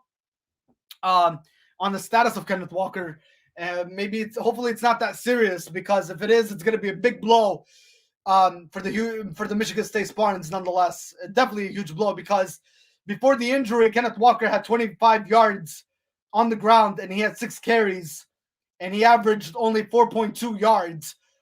So not a whole lot after that. Before that injury. And then Elijah Collins, he had 29 yards through the ground and 3 carries. And Payton Thorne, ladies and gentlemen, the Michigan State Spartan quarterback, he had 1 touchdown, 0 interceptions, 14 for 36 completion attempts, 158 yards through the air. And then Anthony Russo, he filled in for Payton Thorne, and still nothing. There was no answer again for the Ohio State Buckeyes, nonetheless. Again, 56-7, unbelievable showing by the Ohio State Buckeyes, nonetheless. And it's crazy. And I won't be surprised if Ohio State Buckeyes did run through Michigan Wolverines the same way. They gave Michigan State Spartans yesterday. 56-7 your final there. Again, Ohio State, ladies and gentlemen. CJ Stroud, I think he went out with an injury as well. We'll get a little bit more updates on CJ Stroud. Or maybe he did not. I don't know. I mean, for some reason, I think he did go out with an injury. But look at his performance, folks. He had 6 touchdowns, ladies and gentlemen, 432 yards through the air, 32 for 35 completion attempts. Oh, my God, those are incredible numbers, folks. No, forget about the injury. I don't think he did have an injury. I think Kyle McCloud, he filled in for CJ Stroud, because CJ Stroud did a lot of damage on the Michigan State Spartans. So Kyle came in to continue the game, because CJ Stroud had an incredible performance. Again, 32 for 35. Am I reading that correctly? Yeah, 32 for 35 completion attempts, 432 yards through the air, 6 touchdowns and 0 interceptions. And this guy, ladies and gentlemen, he is also the runner-up for a Heisman winner, nonetheless. CJ Stroud, ladies and gentlemen, hats off to CJ Stroud. Congratulations on a great performance. And then you talk about the backfield position. Master Teague, who had 95 yards through the ground, 21 carries, posted 1 touchdown. Mayan Williams had 1 touchdown, 35 yards through the ground, 4 carries. And ladies and gentlemen, on the receiving side, Chris Olave, he had 2 touchdowns, 140-yard receptions and 7 receptions nonetheless. And then Garrett Wilson, ladies and gentlemen, 7 receptions, 126 reception yards, and 2 touchdowns. And then Jackson Smith, ladies and gentlemen, Nagiba, he had 1 posted touchdown, 105 reception yards, and 10 receptions nonetheless. Ohio State Buckeyes, they ran through this football game. Again, with those playmakers, ladies and gentlemen, that I mentioned for the Ohio State Buckeyes, those were your dynamic playmakers and players of the week, just on that based of their great performance from the Ohio State Buckeyes. And this is a great football team. The team was clicking on all cylinders. They came together, folks, and they dominated. After Kenneth Walker went out with that injury, he could have continued the rest of the game. And they just came through clutch to dominate this football team flat out, 56-7. Your final there, ladies and gentlemen. Ohio State Buckeyes are an impressive college football team. And I am sick and tired of hearing about the Ohio State Buckeyes, folks, because I heard about the Ohio State Buckeyes ever since I was a little kid. How much of the greatest football team that they truly are. And they're definitely showing it as, the sports generation of today in the year 2021, how much of a college football team that they truly are in the school of history. And they're making history and putting them in the record books nonetheless. Oh my God. And CJ Stroud, folks, applauso to CJ Stroud and his phenomenal performance by that quarterback nonetheless. I mean, 6 touchdowns, folks, 32 for 35 completion attempts against that Michigan State Spartans defense, folks. He put 32 for 35 completion attempts, folks. That is phenomenal. And ladies and gentlemen, lately, we've been talking about how much good the Michigan State Spartans defense were. Well, they fell flat against that Michigan State Buckeyes offense, and they had no answer for CJ Stroud's under center. And definitely his phenomenal arm nonetheless was making some incredible heat throughout that football game. Again, 56-7, folks. Congratulations to the Ohio State Buckeyes. And you know what? I expect nothing less from them when they go next week against the Michigan Wolverines. I mean, I hope I'm wrong and that it's a close game. But again, this Ohio State Buckeyes team has been dominating teams each and every Saturday of the week that we've been seeing. Not to mention they didn't dominate Penn State, but I mean, it was a close game against Penn State. But again, ladies and gentlemen, they dominated like so many teams that, the Michigan State Spartans, they dominated so much. They dominated other college football teams that you really can't. I mean, if we really need to go back and think, who else did Michigan State Buckeyes dominate that it's hard for this team not to be recognized? I mean, they dominated Purdue, ladies and gentlemen. They dominated Indiana. They dominated Maryland, ladies and gentlemen. They dominated Rutgers. They dominated Akron. They dominated Tulsa. They dominated Minnesota. And the Oregon Ducks game was a very close game. Actually, you know what? They lost to the Oregon Ducks. I'm sorry. That's the only team the Ohio State Buckeyes really lost to was the Oregon Ducks. Everybody else, they really should give them a shutout wins nonetheless. I mean, I think. And you know what, folks? you go back to that Oregon Ducks game between Oregon Ducks and Ohio State Buckeyes, and you got to give your hats off to that Ohio State Buckeyes school nation, the school team, that they never looked back ever since that loss against Oregon Ducks, nonetheless. So incredible stuff indeed by this Ohio State Buckeyes team. And it is phenomenal football nonetheless. All right, again, 56-7 your final there. All right, Rutgers at Penn State. Rutgers, ladies and gentlemen, they lost to Penn State 28-0. I do have some takeaways from that football game, ladies and gentlemen. Again, congratulations to Penn State. They did amazing shutting out this football team, and they improved their record to 7-4. They're 4-4 in the conference. Hopefully, they become bowl eligible. Hopefully, they make they squeeze into the playoffs, and they play a bowl game at least to represent with this season, pretty much an up and down season for Penn State, I would say. It really is. But this is a great win for Penn State Nittany Lions. So here are the takeaways from that game. A bright future, ladies and gentlemen, for Christian Villix. All right, Christian Villix, he has a bright future ahead of him, folks, for Penn State. Yes, he does. I mean, and they gotta love him too. Ladies and gentlemen,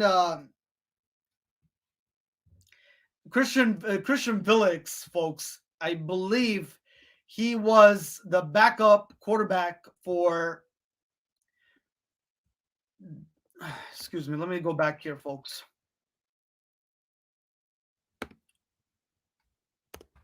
All right. So let's go. Let's talk about this game real quick. So Christian Villix, ladies and gentlemen, he is the future. He is the future, and this is my takeaway. The reason why he's my takeaway, folks, he filled in for Sean Clifford. All right, I'm not taking anything away from Sean Clifford. There's a good possibility chance that Sean Clifford might not come back next season. All right, because again, reports did come out that he might possibly go to a different team, nonetheless. But I want to point out here something, folks, that Christian Villix, ladies and gentlemen, he filled in for Sean Clifford, and he is the future of all futures. He had 15 for 24 completion attempts, 235 yards through the air, and he had 3 touchdowns and 0 interceptions, folks. So awesome stuff by Christian Villix. He is definitely the future, and that was my definitely takeaway. My other takeaway, ladies and gentlemen, was Arnold Ibitik. Arnold Ibitik, ladies and gentlemen. And Arnold Ibitik, ladies and gentlemen, is another candidate that needs to be mentioned, and he came through for Penn State when they needed him the most. He was making plays that were definitely welcomed, that Penn State definitely desired, nonetheless. And Happy Valley definitely went home happy. So again, Arnold Ibitik, it was all about making plays. It was all about making plays for Arnold Ibitik, folks. And Happy Valley definitely needed that. They needed that boost. They needed that momentum to definitely come up with a victory for Penn State Nittany Lions. And Arnold Ibitik, ladies and gentlemen, is my other takeaway on how Penn State won this football game against a Rutgers football team, 28-0 your final score, as Penn State improved their record to 7-4. And then again, ladies and gentlemen, we go back into where we started in the beginning of our podcast segment, that James Franklin might be coming back. And the rumors are going around, here it is now, to why it is kind of a bummer to Penn State Nittany Lion fans. There is a possibility James Franklin might sign a huge contract to be with the Penn State Nittany Lions, folks. That's the rumor that's going around on keeping James Franklin with the Penn State Nittany Lions. So it's going to be a huge bonus. It really is. And I don't know how Penn State Nittany Lion fans feel about it, because I'm not a lot of Nittany Lion fans, Penn State Nittany Lion fans, folks. They made their voices heard when they said, "Oh, we need James Franklin out. because they lost so many games after starting the season 5-0, folks. Yeah, they started the season. No, actually, they started the season 4-0 before they started losing games. But yeah, I mean, ever since they were like really, really red hot, they just fell apart, and all of a sudden, James Franklin started getting a lot of criticism, getting a lot of negative feedback that they want him out because he just it's poor play calling, folks, by James Franklin, and they made their voices heard, folks. Penn State and Nittany Lions fans are the same way as the Philadelphia Eagles. You know, when they see something that's wrong with their franchise organization, they're gonna let it be known, folks. They're gonna let it be known. Nonetheless, they're gonna let it be known, and that's what Penn State did. But according to sources and reports that are coming out, that there is a good possibility, ladies and gentlemen, that James Franklin might stay put with the Penn State Nittany Lions. So we'll see what truly happens with that.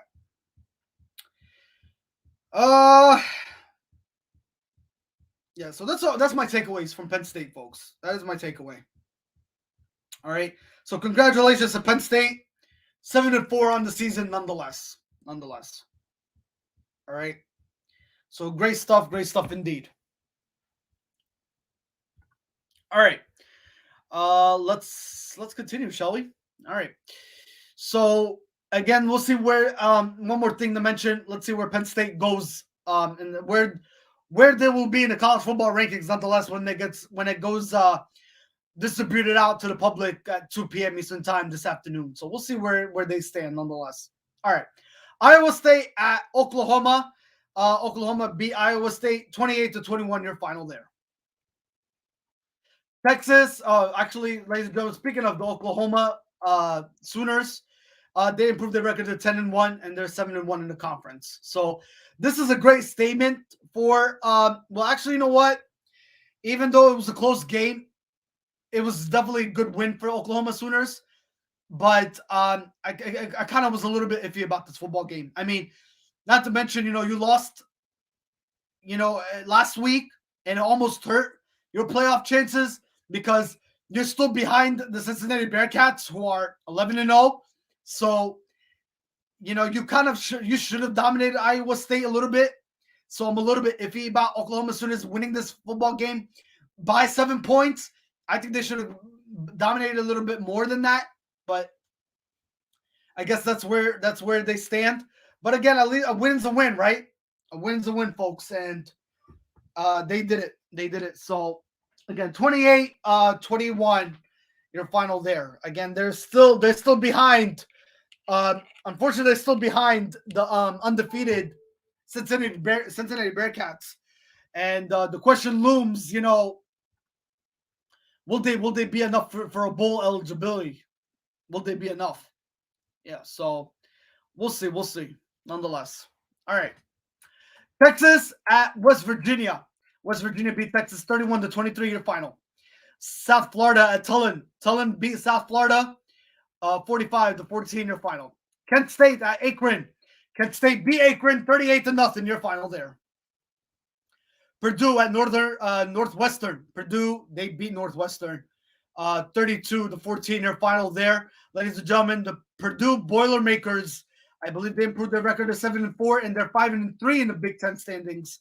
As far as Northwestern is concerned, well, Northwestern, they fall to 3-8, and they're 1-7 on the season. So Northwestern really has nothing to show for it, nonetheless. Texas State at Coastal Carolina. Coastal Carolina beat Texas State 35-21, your final. Arkansas State at Georgia State. Well, I think this is the game that I was talking about here. Georgia State Panthers, again, winning and improving their record to 6-5. Ladies and gentlemen, nonetheless. No, this is not the game I was talking about. Never mind. Again, folks, yeah, so, Georgia State, they improved their record to 6-5 on the season. They're 5-2 in the S-Belt standings, though. So the S-Belt standings is pretty good, but their record is not all that great in the S-Belt standings overall. 6-5 on the season. But they beat Arkansas State 28-20, your final there. As far as Arkansas State, well, they're 2-9 on the season nonetheless. So they really had nothing to play for anyway. Illinois at Iowa. Well, the Iowa Hawkeyes, ladies and gentlemen, they did come through. I mean, they beat them by 10 points. 33, I believe 33-20 was your final there. So the Iowa Hawkeyes did win that football game. So by 10 points. As far as Iowa Hawkeyes, though, they are 9-2 on the season. They're 6-2 in the conference. As far as Illinois is concerned, well, in the Big Ten standings, they're 4-7 and 3-5 in the conference. So 33-23 was your final there. Iowa Hawkeyes definitely needed this win, nonetheless, to try to stay in that bowl eligibility if they already not clinched it. But this definitely boosts them up a little bit, and we'll see these next couple games exactly where they're truly going to stand. Nonetheless, all right. Georgia Tech at Notre Dame. Well, Notre Dame, the Notre Dame Fighting Irish, 10-1 on the season, huh? 55-0 beating Georgia Tech. Man, Fighting Irish, ladies and gentlemen, they're off to a hot start. They're just off to a great start, nonetheless. Who are my Fighting Irish fans out there? Who are my Notre Dame Fighting Irish fans out there? You guys should be proud. You guys should be proud the way your Notre Dame Fighting Irish team is just playing right now throughout this season. 10-1. Nonetheless, and I think they are bowl eligible. I think they might be going to a bowl game. Nonetheless, so hats off to them. Hats off to them. I mean, to Notre Dame, man. I mean, this Notre Dame team is just phenomenally incredible. Phenomenally incredible. So great stuff indeed. Great stuff indeed. All right, again, 55-0, and Georgia Tech really had nothing to show for in that football game. All right, Colorado beat Washington 20-17 your final. East Carolina and Navy. East Carolina, they beat Navy 38-35 your final there. Old Dominion at Middle Tennessee. Old Dominion beat Middle Tennessee 24-17 your final. UAB at Texas San Antonio. Texas San Antonio beat UAB 34-31 by 3 points. Your final score there. Marshall at Charlotte. Charlotte lost to Marshall 49-28 your final. Arkansas at Alabama. This is the game I was talking about, folks. Alabama Crimson Tide. What a close game, though. 42-35 your final, ladies and gentlemen, and that football game there. And we're going to talk some stats on that football game. Again, Alabama Crimson Tide barely coming up with a victory in that football game yesterday. And they did it against the Arkansas Razorbacks, 42-35. Alabama Crimson Tide, they're 10-1 on the season. Razorbacks are 7-4 on the season. But as far as the Alabama Crimson Tide, folks, again, Alabama Crimson Tide, Bryce Young, folks, Bryce Young. Incredible. Again, I go back and I say that he broke a Alabama single game passing record. And the way he did that, folks, again, his completion attempts was 31 from 40. 559 yards through the air. 5 touchdowns, 0 interceptions, folks. Incredible stuff. Not to mention in the backfield position, Brian Robinson Jr. had 27 carries, 122 yards. No touchdowns were posted, though. But then, give your hats off. Another guy who broke some records in Alabama, in Alabama history, folks. Wide receiver Jameis Williams, ladies and gentlemen, posted 3 touchdowns. He had 190 reception yards. He had 8 receptions, folks. Incredible stuff by Jameson Williams and Bryce Young. Those are your 2 playmaker dynamic duos right there. Bryce Young, who is definitely considered, in my opinion, is another Heisman winner, runner-up, nonetheless. So, incredible by Bryce Young, folks. Great performance, nonetheless. So, 5 touchdowns. I believe it's Bryce Young, ladies and gentlemen, and C.J. Stroud and not to mention, ladies and gentlemen, Kenneth Walker are kind of my Heisman players on the list right now. Not to mention, so it is crazy. Anyway, 42-35 your final there. They barely made it a victory nonetheless, but it was a great game overall. All right, Minnesota at Indiana. Minnesota beat Indiana 35-14 your final. Michigan Wolverines, they improved their record to 10-1 as they beat Maryland 59-18 in great dominating fashion. So Michigan Wolverines are 10-1. They are sitting. Oh man, this is great. This, ladies and gentlemen, this makes a great matchup. This makes a great matchup going into next week.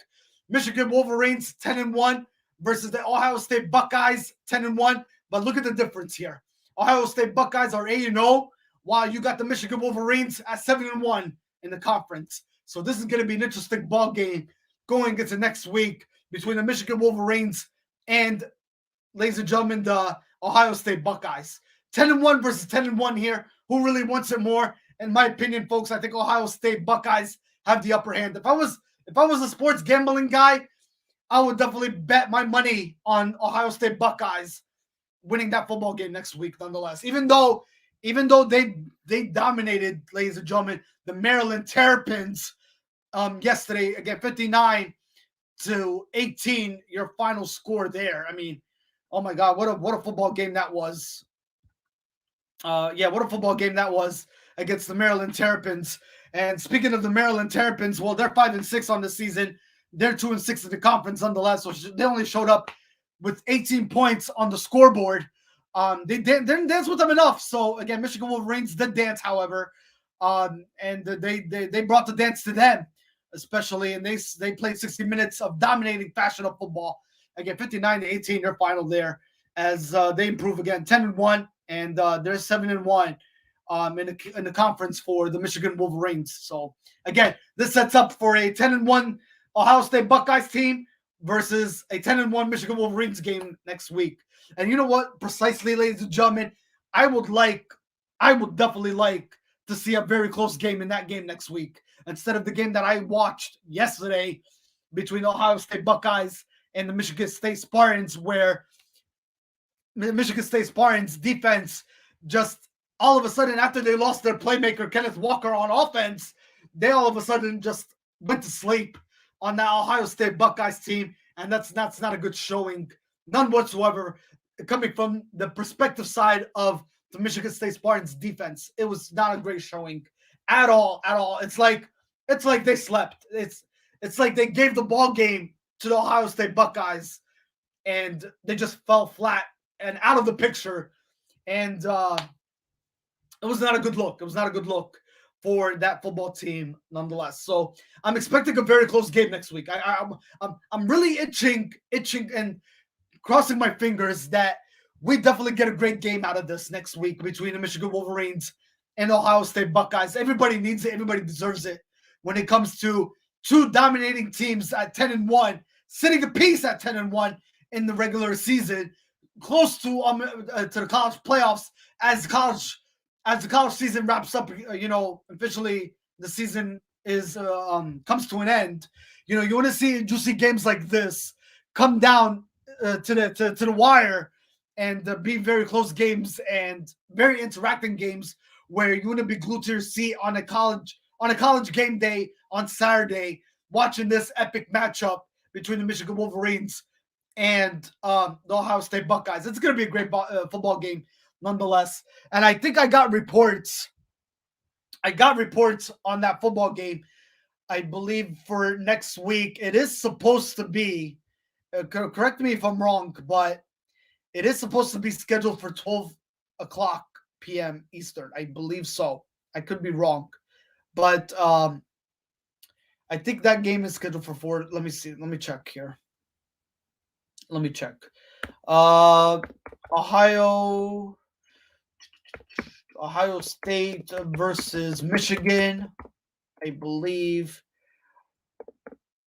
Ohio State versus Michigan. It is slanted, ladies and gentlemen.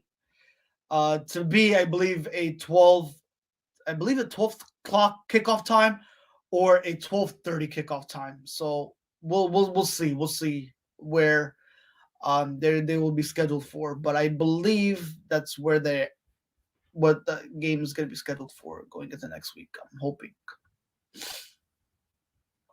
All right, so again, that's your final score, ladies and gentlemen. 50 again. Michigan just went away. The Michigan Wolverines, they beat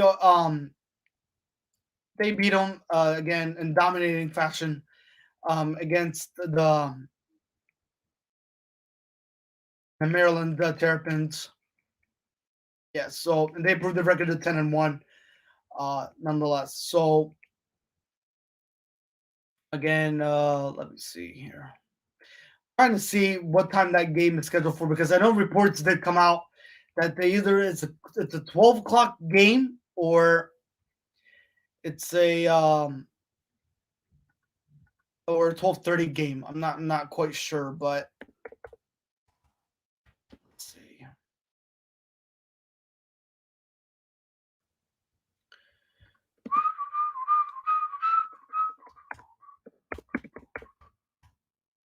All right, let's see here.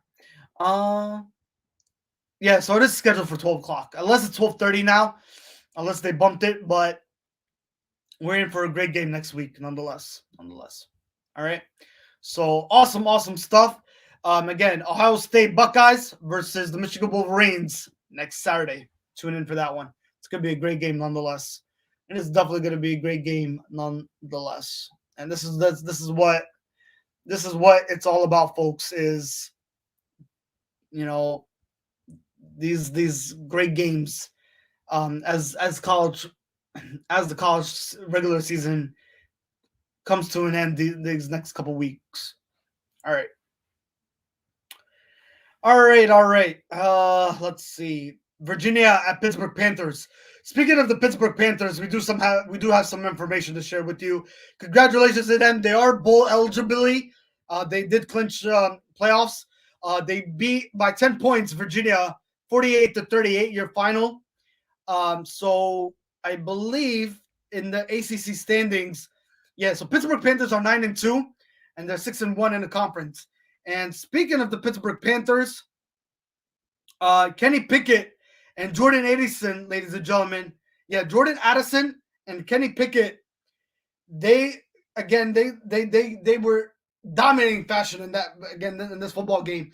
It was almost came close to a close game, but again, they clinched their ACC title. Yeah, their ACC title nonetheless, passing Virginia by 10 points. So congratulations to the Pittsburgh Panthers on clinching ACC title 48-38 as they improved their record to 9-2. As far as Virginia is concerned, well, they're 6-5 on the season, so they are not going anywhere by any long shot necessary. So yeah, that's your ball game, folks. That's your ball game there, nonetheless. So 48-38, your final. All right, UAB at Texas San Antonio. Texas San Antonio beat UAB 34-31, your final. Nebraska at Wisconsin. They beat Nebraska 35-28, your final. Appalachian State at Troy. Appalachian State beat Troy 45-7. Southern Methodist at Cincinnati Bear. You know what, man? I don't know. Again, I go back here, and I don't know how the Cincinnati Bearcats dominated this football game. I mean, 48-14, ladies and gentlemen, was your final in that football game, folks. And the Cincinnati Bearcats just they did it in great dominating fashion against the Central Methodist. Even though the Central Methodist, ladies and gentlemen, they just suffered their third loss of the season. So, and if we bring up some stats, ladies and gentlemen, from the Cincinnati side, it was all about Ritter, ladies and gentlemen. Ritter is having, and his name has been mentioned a lot, ladies and gentlemen. Ritter, his name has been mentioned a lot. This is not the first time we hear from Ritter. I mean, the guy had 17 for 23 completion attempts, amazing performance. He had 274 yards through the air, 3 touchdowns, 0 interceptions. And then Prater, who came in for Ritter, and then you had Jay Jones, So we had 3 different quarterbacks for the Cincinnati Bearcats. 1 touchdown for Prater, 0 interceptions, 3 for 6 completion attempts, 16 yards. And then Jay Jones, he had 5 yards, 1 for 1. And he posted a 1 touchdown game as well. So everything was clicking for the Cincinnati Bearcats, folks. And then the backfield position, Jay Ford, he had 82 yards through the ground, 20 carries, posted 1 touchdown. And ladies and gentlemen, also Ritter used his feet very effectively nonetheless. And he posted 1 touchdown, 3 carries, 46 yards through the ground. So, ladies and gentlemen, a lot of stuff was definitely happening for this Cincinnati Bearcats football team. And they improved their record to an undefeated 11-0 record. So, awesome stuff nonetheless. Awesome stuff. So, they beat Southern Methodist again, 48-13. Your final. Actually, 48-14. Your final.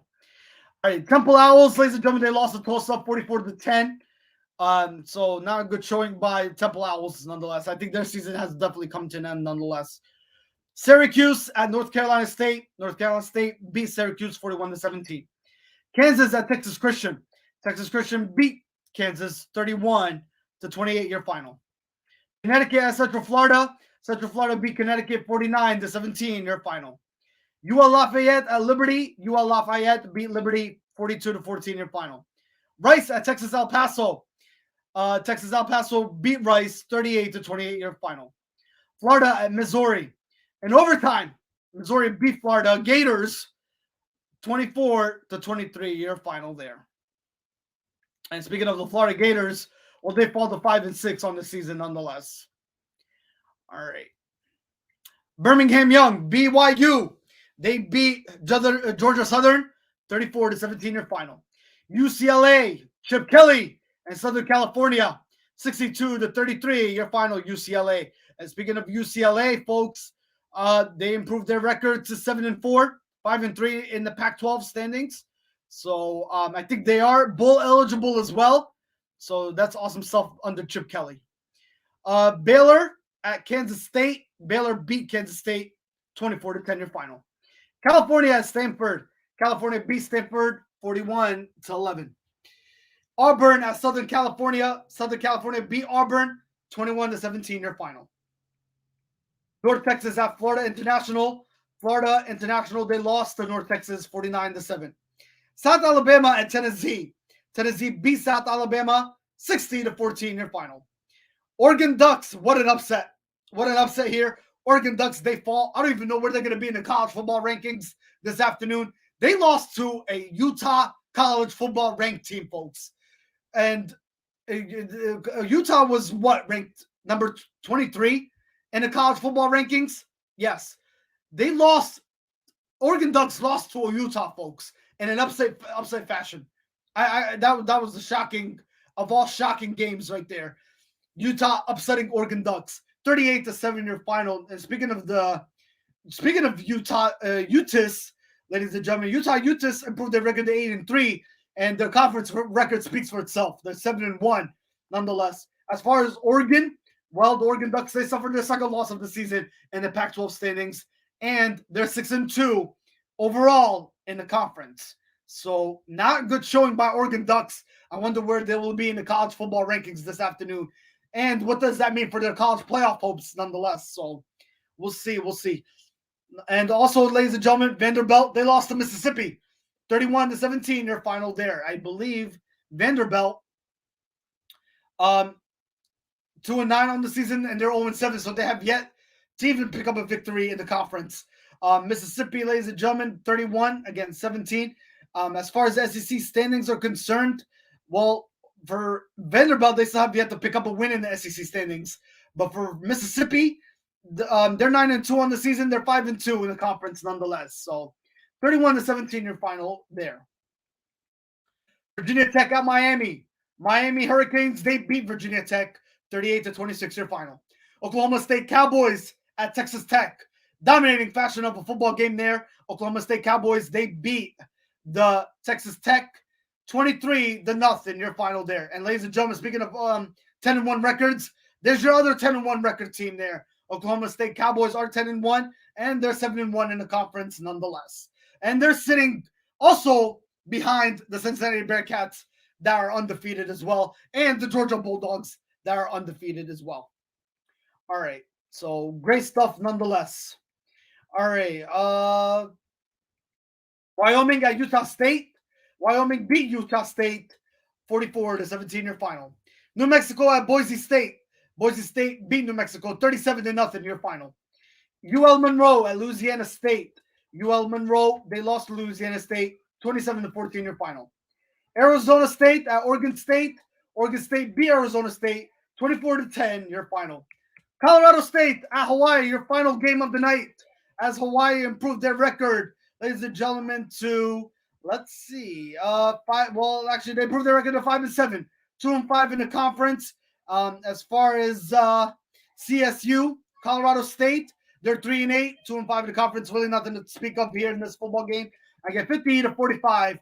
Your final there, as Hawaii improves their record to 5-7. So that's your college football games for your Saturday nonetheless, folks. So awesome stuff on your Saturday edition. And what a game. What games that we did not enjoy for your college football Saturday nonetheless. So awesome stuff. All right. Let me reach out to one of my boys here if you would like to come on the air.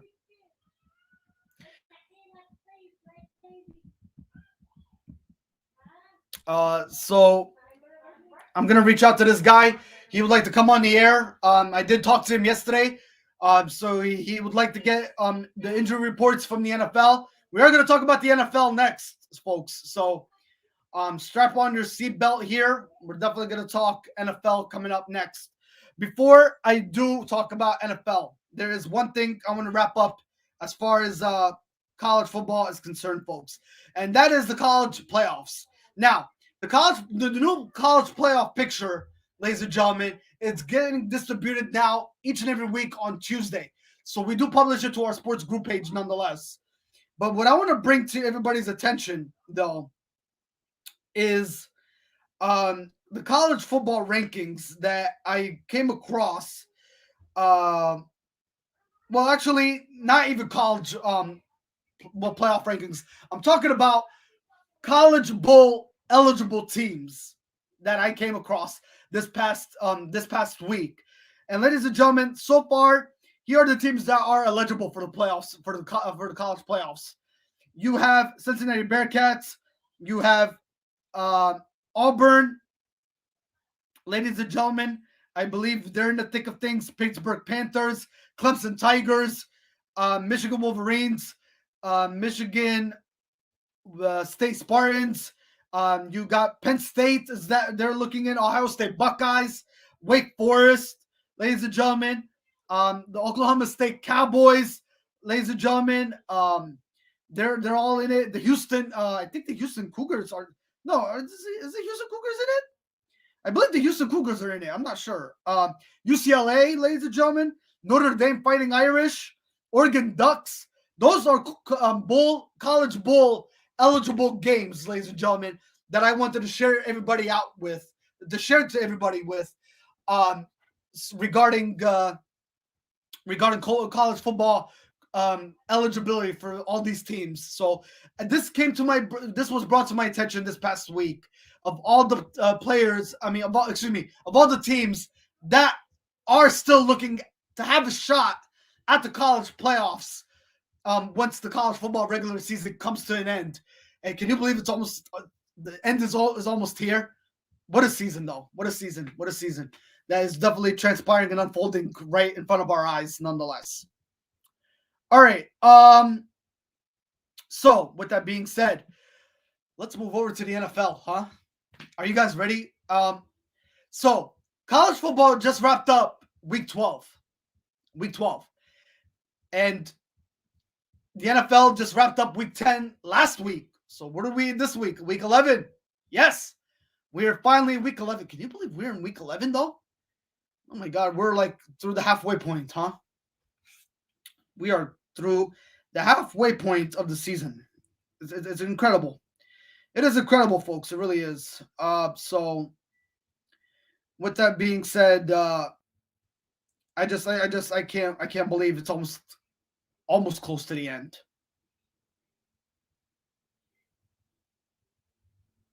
Yes. Awesome, my friend. Enjoyed those games tonight, nonetheless.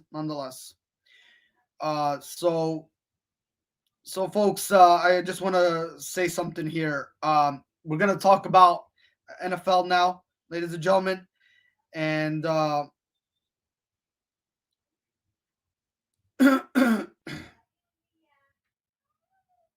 and we're gonna give out lock picks. All right, we're gonna give out lock picks. We're gonna give out predictions, and we're also gonna break down too. We're gonna break down. Yeah, we're gonna break down week 10. Week 11. I'm sorry, of who definitely has a shot of winning today. Samuel, what's going on, buddy? How you doing? Welcome to the show. Thank you for tuning in. Samuel, how's it going, my friend? Welcome. You're came at the right time, buddy. I'm trying to reach out to you to talk. Buddy, if you would like to come on air as well, please let me know. The podcast phone number is there. So we are definitely all ears to give you the latest up to date on injuries. We're gonna give them to you. We're gonna give you my lock picks as well for week 11. For week 11, nonetheless. All right. So yeah, let's get you on here, brother. If you're not comfortable and you just want to talk here and interact, by all means necessary. It's good to go. But Samuel, welcome to the show, buddy. Thank you for tuning in, nonetheless. All right, folks, we are gonna talk week 11 of the NFL. We are gonna talk week 11 of the NFL.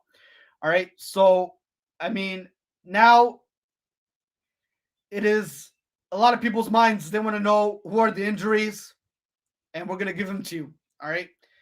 We're going to give you those injuries. All right. We are going to give you those injuries nonetheless.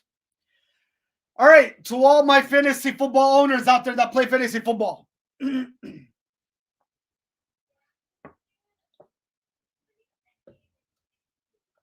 All right. Here are the players that are out for today. Alvin Kamara is out. Terran Armstead is out. Ryan Remzik is out. Geoff Swimmin. Swamin. Is this a woman? Goff Swam. I'm sorry. Goff Swam. I can't believe I can pronounce his name. I'm sorry for the mispronunciation there. Goff Swam, ladies and gentlemen. He is out. He will not play. Jeremy McNichols. He will not play. He's out.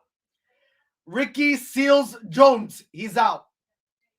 Marquise Brown. Hollywood. Mr. Hollywood Brown. He's out. Khalil Mack. He's out. Akeem Hicks. He's out.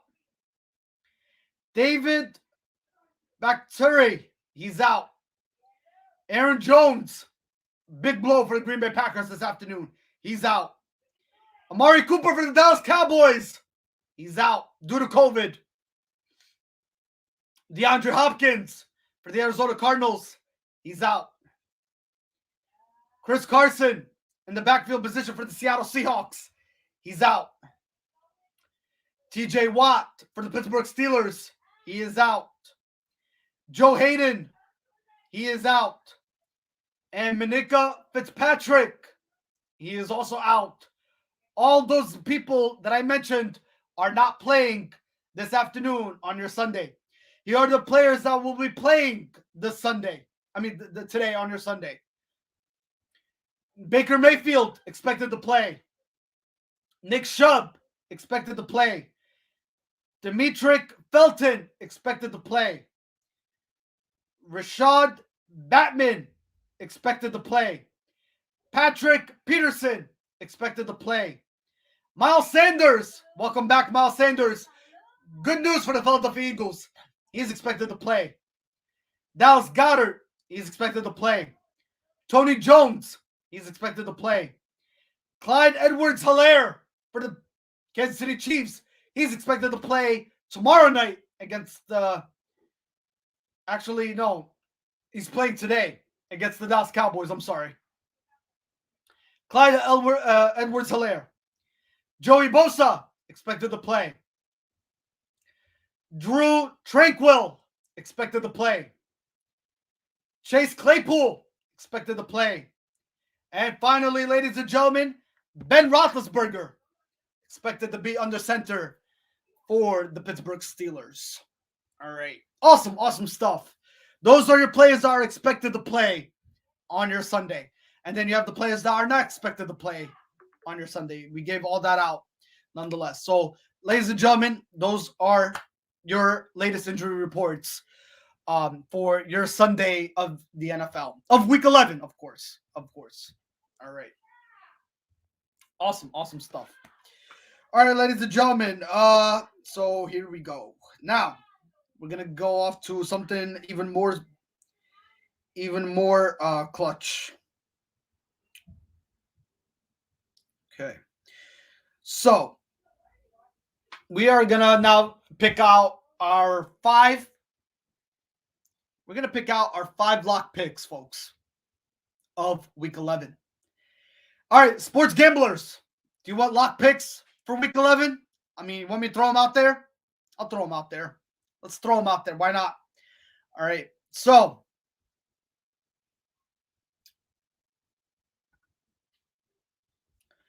all right, here we go. Here we go. We got Week 11, 5 NFL lock picks. And I know my boy, he needs them too. So, we are going to pick those picks for you right now. All right, we're going to make those picks, and we're going to give them to you. So, with that being said, we got to pull it up and see who my best picks are for Week 11. We're going to give those out to all the sports gamblers. All right. All right, to all my sports gamblers, here are my picks for Week 11.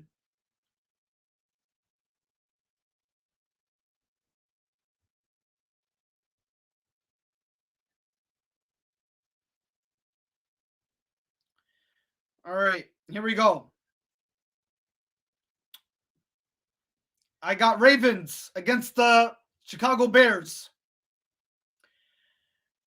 Packers against the Vikings. Buffalo Bills against the Indianapolis Colts. 49ers against Jacksonville. And finally, Kansas City Chiefs against the Dallas Cowboys. Oh, yeah. Oh, yeah. And I'll tell you why in a minute. I'll tell you why. I will definitely tell you why, ladies and gentlemen. Those are my lock picks. Those are my lock picks. I'm going to tell you guys in a couple minutes. Well, I'm going to tell you why the Chiefs are my favorite against Dallas. Even though, last week I picked the Falcons over Dallas last week, and all of a sudden Dallas just came out of nowhere and amazed me. Yeah.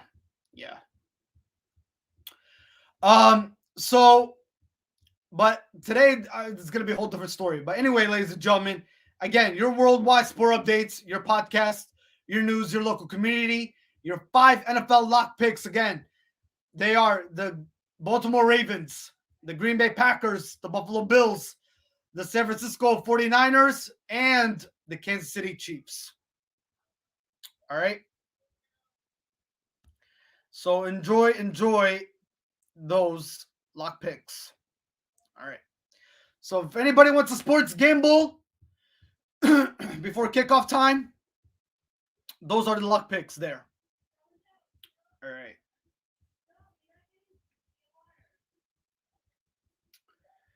All right. Cool. So those are the lock picks, folks, nonetheless. All right. All right. Now, uh, anything else that I forget to mention? Let's see. Okay, good. No, we're good. We're on the right track. Yes, yes, yes. Those are the best picks, I believe. And now I'm gonna break down each of all those games to exactly why I feel like they're gonna win today. All right. So, but again, those lock picks are pretty good. Again, week 11, ladies and gentlemen, Ravens, Packers, Bills, 49ers, Chiefs. I definitely like those picks, and I think those are going to be the best picks of them all going into this afternoon. All right. Again, welcome everybody to the show, Worldwide Sport Updates, your podcast, your news, your local community. We're going to start breaking down NFL, ladies and gentlemen, and we're going to give out predictions. Predictions, analysis, breakdowns, and after that, ladies and gentlemen, we're going to talk about the Week 11 spread. All right, we'll talk about the spread and how that shapes up a little bit. But as of right now, we're going to give out our breakdowns and our analysis and predictions. All right, so here we go. First one is the Baltimore Ravens versus the Chicago Bears. That game is scheduled for 1 o'clock p.m. Eastern time. So let's see how the Bears. Well, last week, it was a very close game. Okay, they're going up against another AFC rival from that division. Again, they're coming. So the Chicago Bears are coming back from a semi-bye week. Okay, let's so to speak, because if you guys all remember, the last time it was a Monday Night Football game. It was against the Pittsburgh Steelers, and they almost became the first team, the Chicago Bears, to knock off the Pittsburgh Steelers in their home. But unfortunately, that did not happen. The Pittsburgh Steelers prevailed. They beat them 29-27 your final there. And again, folks, the Pittsburgh Steelers, when they have a 14-point deficit and or more, they are undefeated. They hold a record of 256 without a loss in their franchise organization for the Pittsburgh Steelers. That is incredible. That is incredible coming from a Pittsburgh Steelers organization. They have no losses. When they're trailing 14 points plus, they're still undefeated, folks. Yeah, and they came through.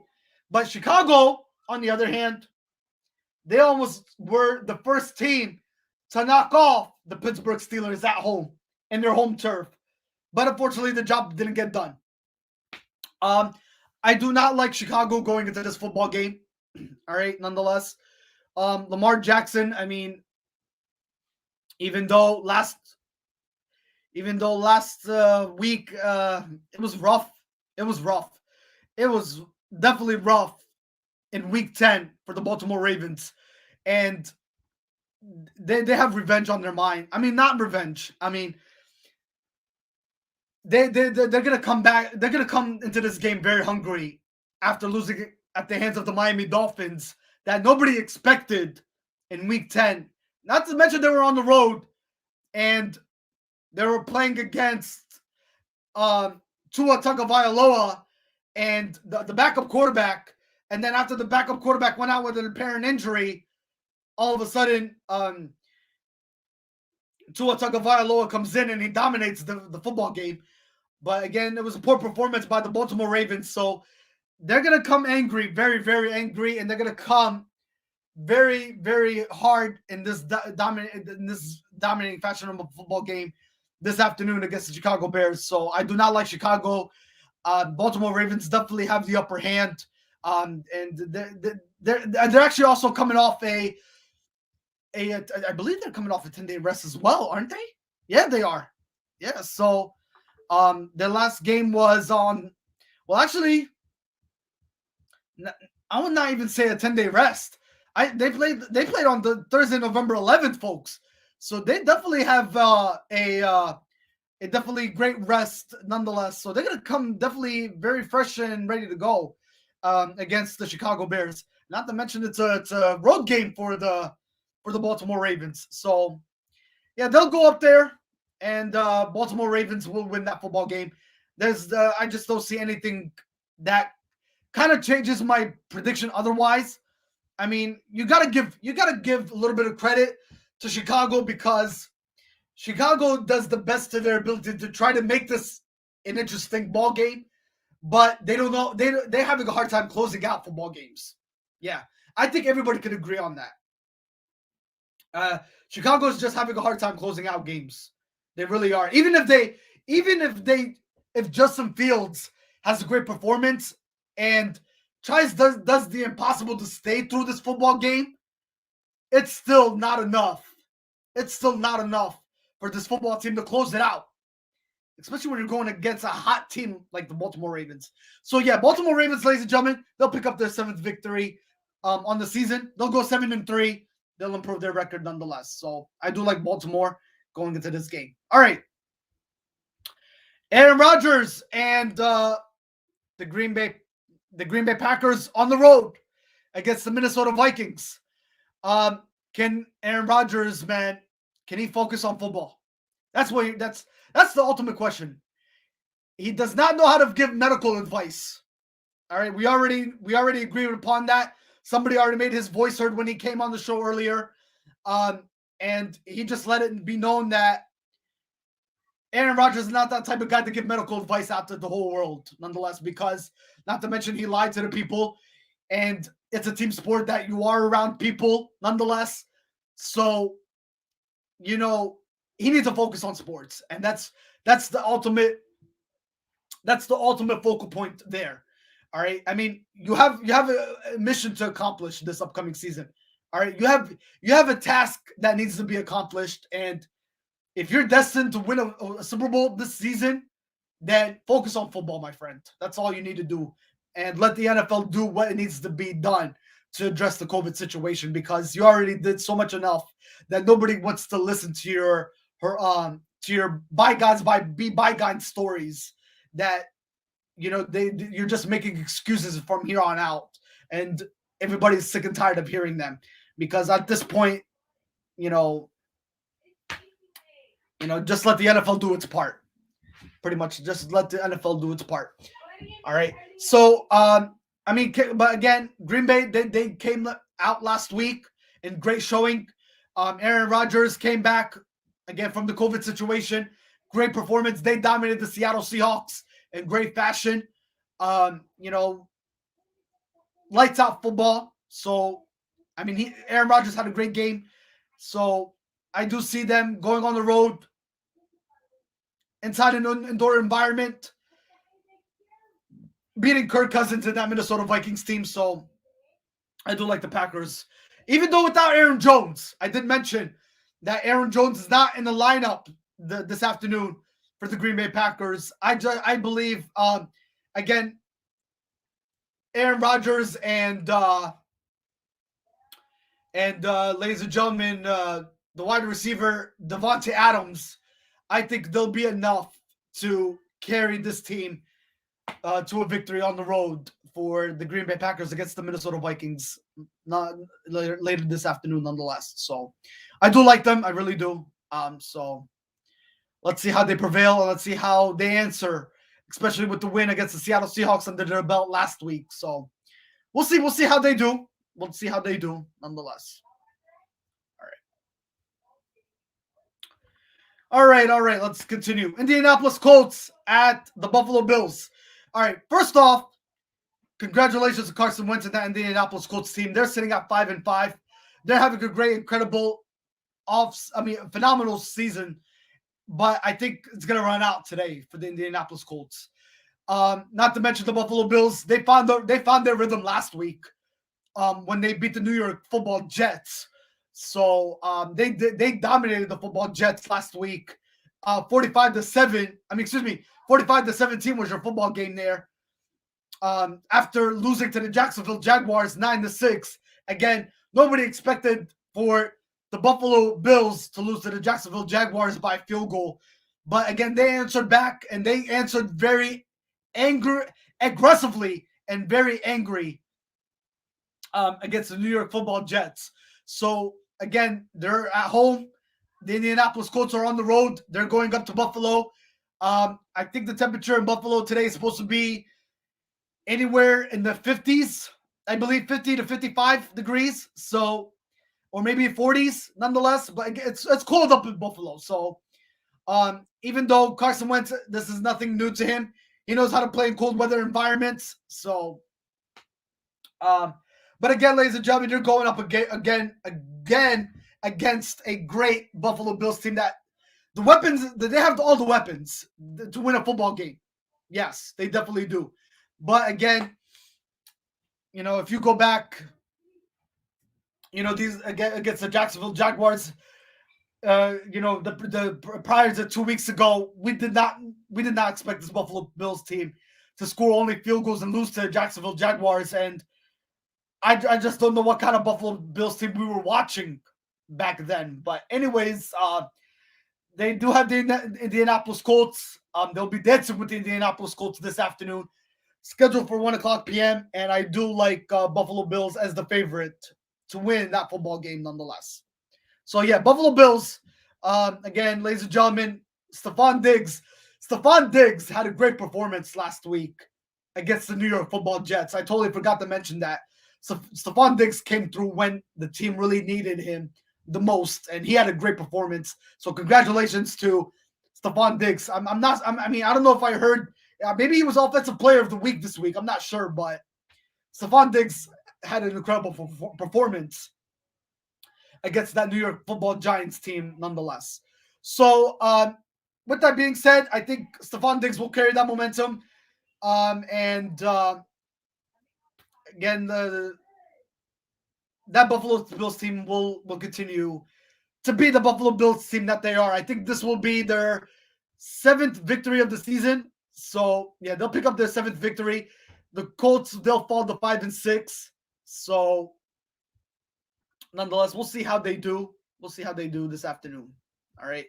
So Josh Allen probably will have a great game nonetheless. And then if you think about the people in the backfield position, Devin Singletary, there's a good possibility he might have a great game against that Indianapolis Colts defense. So we'll see. We'll see. But Buffalo Bills are the team for the taking this afternoon nonetheless. All right. All right, let's continue. You know what? All right, here we go. Detroit Lions and the Cleveland Browns. All right, here we go. This is what I want to say regarding the Cleveland Browns. Well, no. Actually, okay, Baker Mayfield is playing. Baker Mayfield is playing. But here's something I want to say regarding the Detroit Lions. They escaped the 0-17 season. All right, they escaped. But last week, who expected the Detroit Lions to tie with the Pittsburgh Steelers? Nobody. Oh my God. And Pittsburgh, again, they were without Ben Roethlisberger. Not to mention their backup quarterback did not show up. Okay, for the Pittsburgh Steelers. He did not show up. Mason did not show up for the Pittsburgh Steelers. When the Pittsburgh Steelers when they definitely needed Mason Rudolph to show up, and he had a poor performance against the Detroit Lions team. Nothing was going right.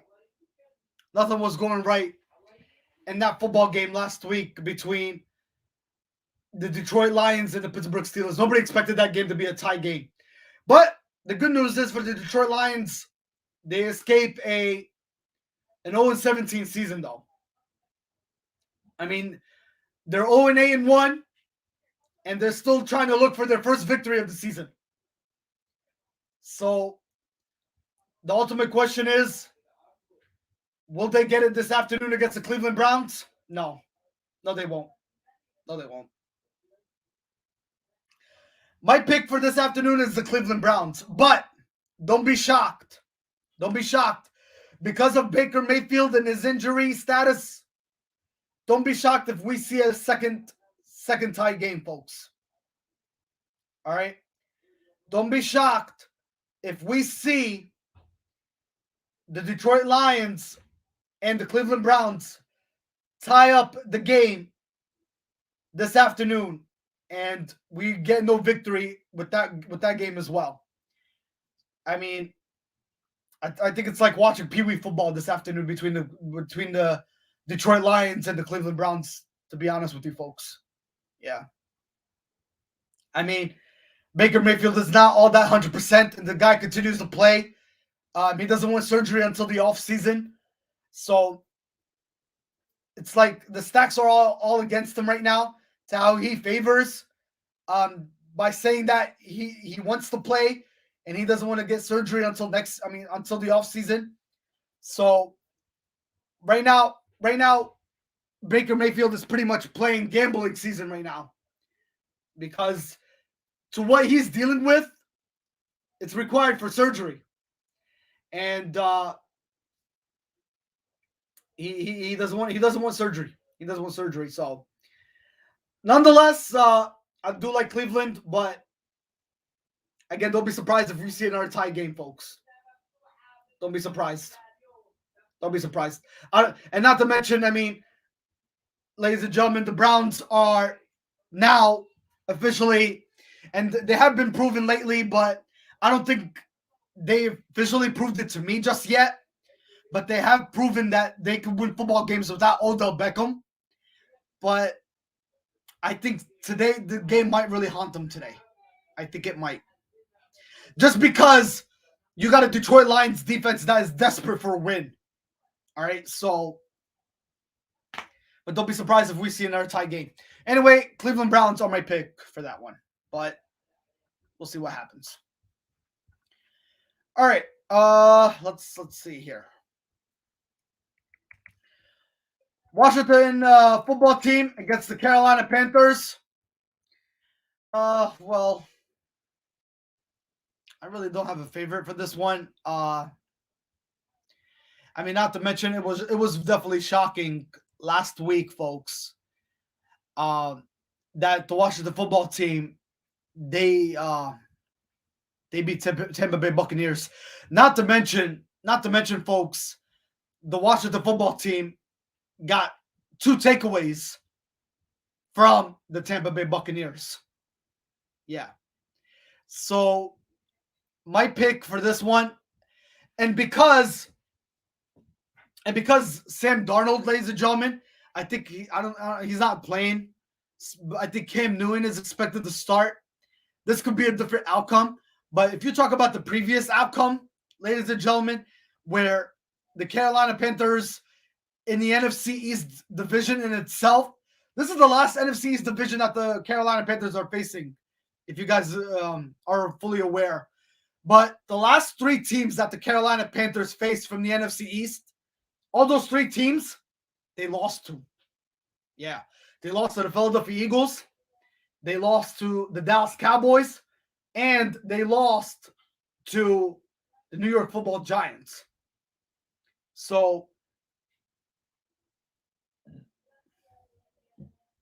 excuse me.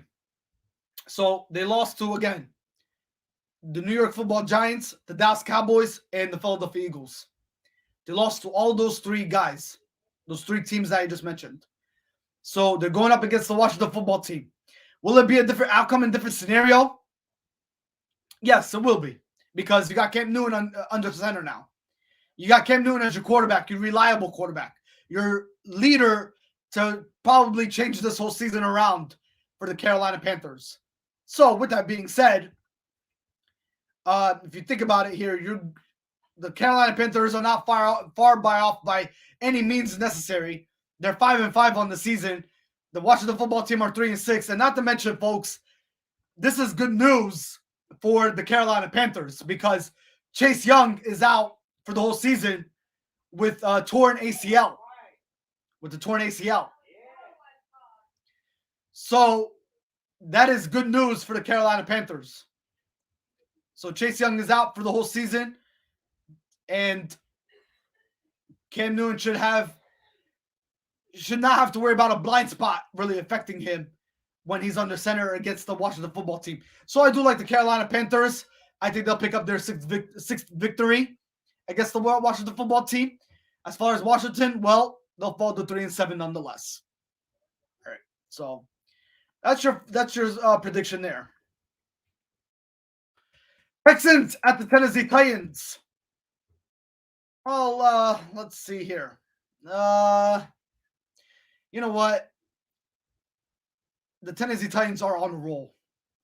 Again, you know, they continue to show the whole world that they can win football games without their playmaker, Derrick Henry, who is out for the whole season.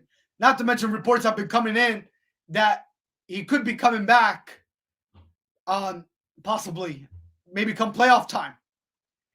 So, I mean, is it the right move? No, it's not. No, it's not. Not for the Tennessee Titans. It's not. It's not the right move at all. It's not the right move at all. I mean, I don't think they're playing it safe. I don't think they're taking the safe approach to having Derrick Henry, come back come playoff time. But right now, they're doing pretty good with Adrian Peterson that they acquired from free agency.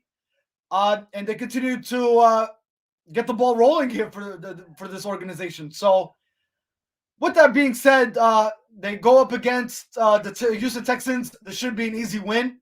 Not to mention the Texans are still trying to figure out how to win a second game of the regular season. I don't think they're going to do it against this Tennessee Titans team. Not to mention the Tennessee Titans defense is pretty good. So, yeah, this will be a great game for the Tennessee Titans.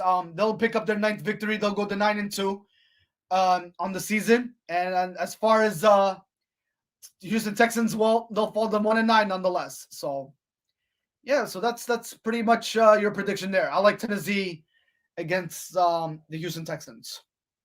All right, let's continue. Jacksonville Jaguars at the 49ers.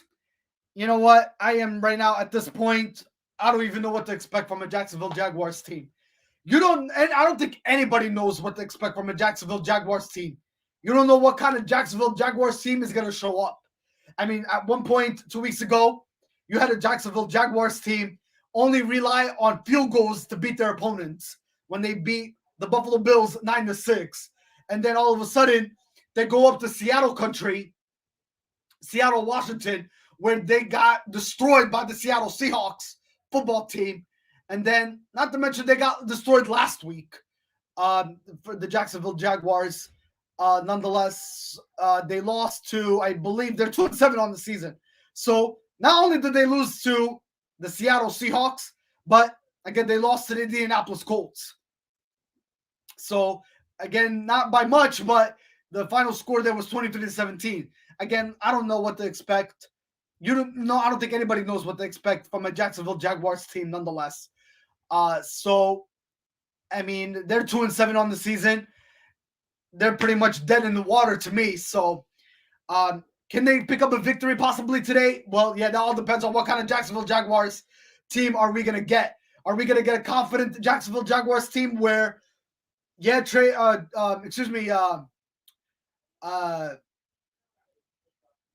what's his name? The quarterback again for Jacksonville, can he show up? Can he do the ultimatum possibly to pick up a victory? You know, what kind of quarterback from the former Clemson Tiger quarterback are we gonna get? Are we gonna get possibly a former Clemson Tiger quarterback with Jacksonville? I mean, even though Jacksonville does have a former Clemson Tiger, they do.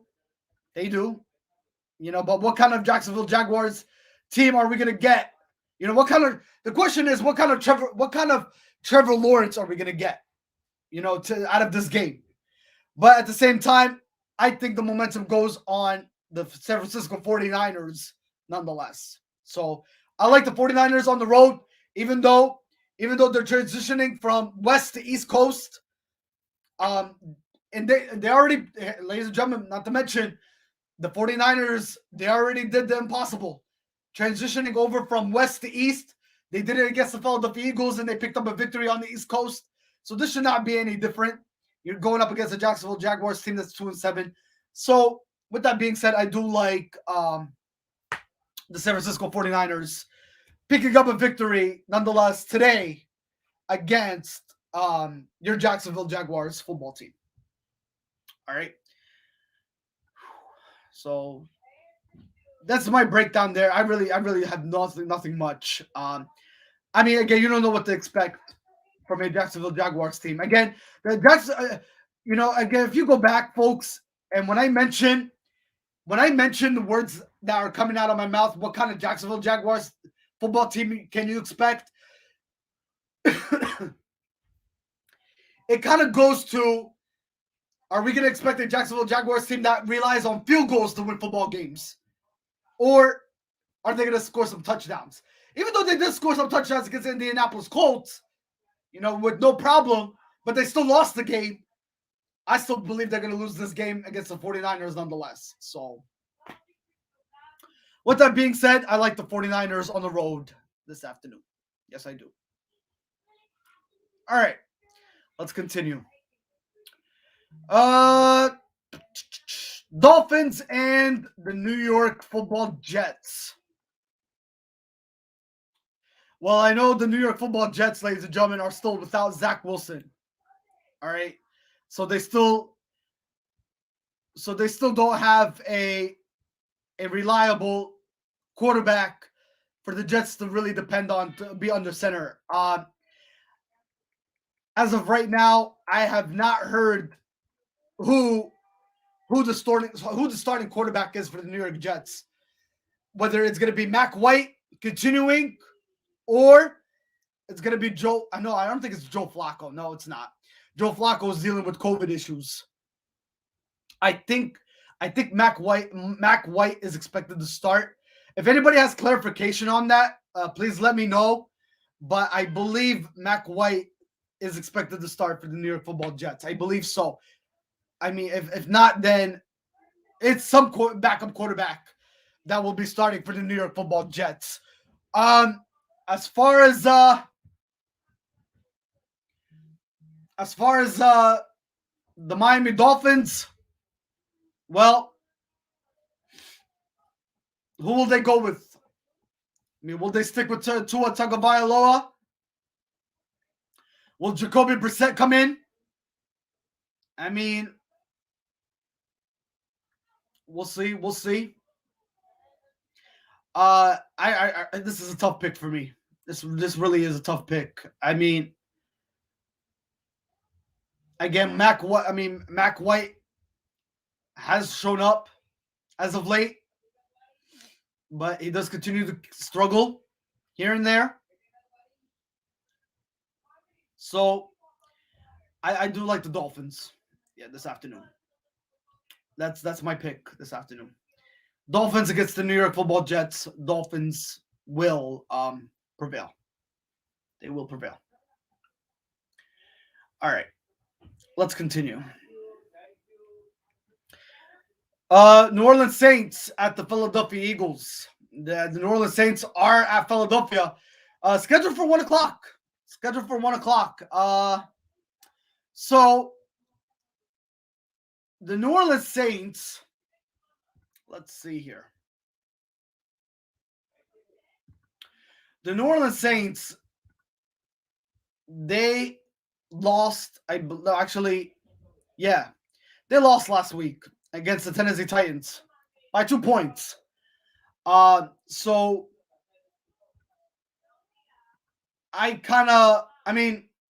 not to mention, look at this. Right now, you have the Philadelphia Eagles at 4-6.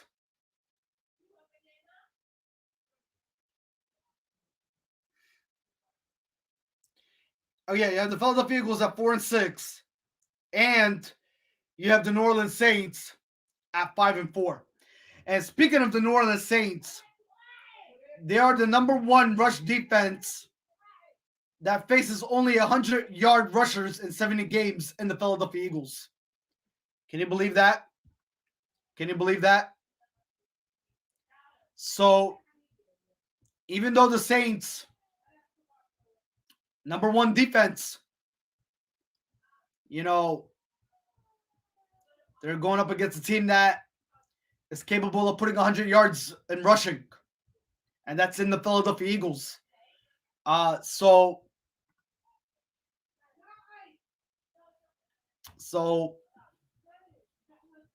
I mean, I'll tell you guys this. The playoffs are in total desire for both clubs. Yeah, they are definitely in both clubs. I mean, the New Orleans Saints, they definitely need this win to stay in the playoff race. Not to mention, the Philadelphia Eagles need this win to stay in the playoff race. So, both teams are hungry. But the question is, which team is hungrier? So, that's going to be the ultimate question going into this afternoon. The game is scheduled for 1 o'clock. So, you got the Eagles at 4-6, and you got the Saints at 5-4. So, and if you guys all recall, last year, Jalen Hurst, when Carson Wentz was a member of the Philadelphia Eagles, Jalen Hurst played against the New Orleans Saints, and Jalen Hurst and the Philadelphia Eagles beat the New Orleans Saints in Philadelphia. So, going into this afternoon, not to mention it's cold outside, cold environment. I mean, it is a big plus for the Philadelphia Eagles, not really so much for the New Orleans Saints because they're an indoor team. I think the temperature is supposed to be in upper 40s to low 50s.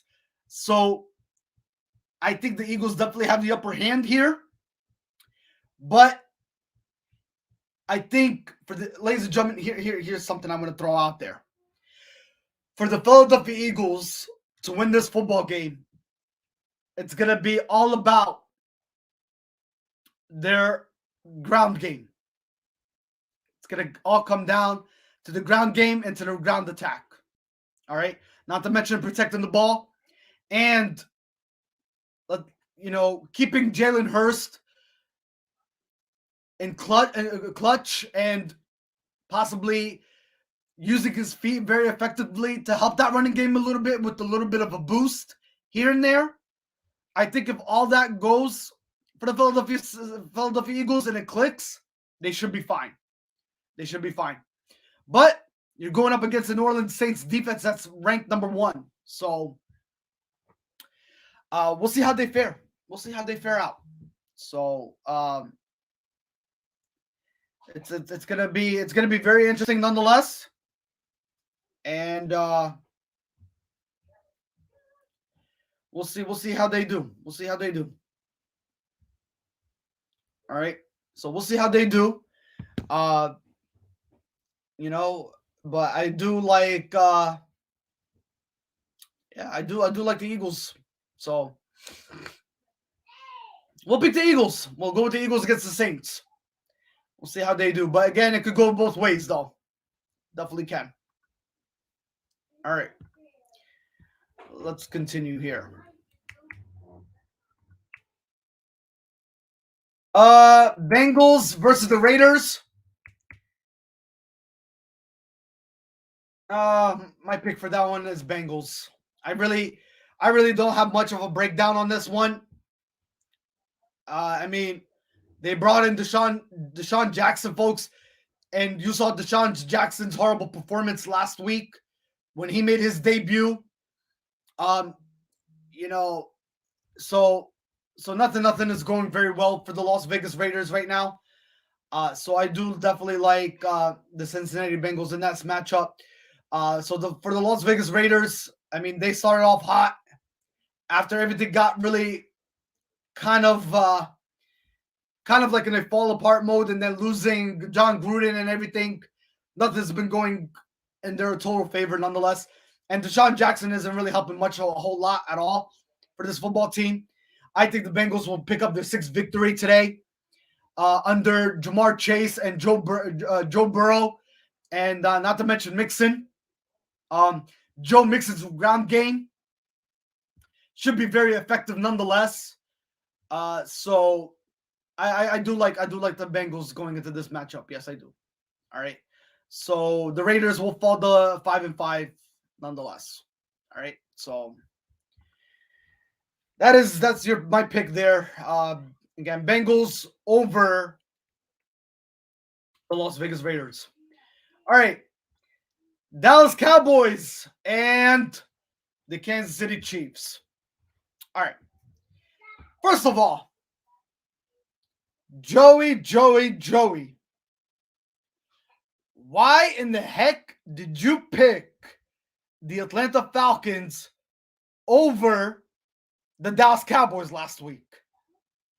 Now, everybody's going to attack me on this because they're going to go back to that podcast that was distributed last week, and they're going to hear the words out of my mouth saying, Joey picked the Atlanta Falcons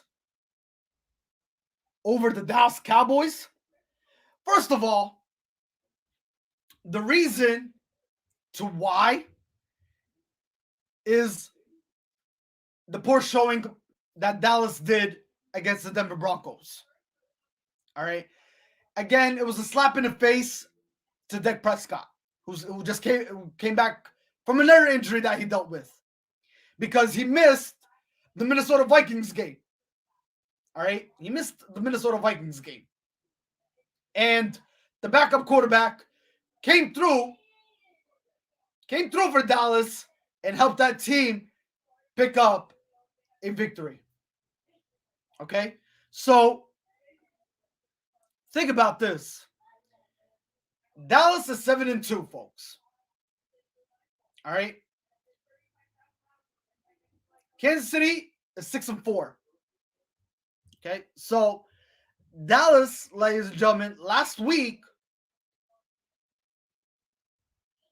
beating the Atlanta Falcons was tremendous answer after losing at the hands of the Denver Broncos.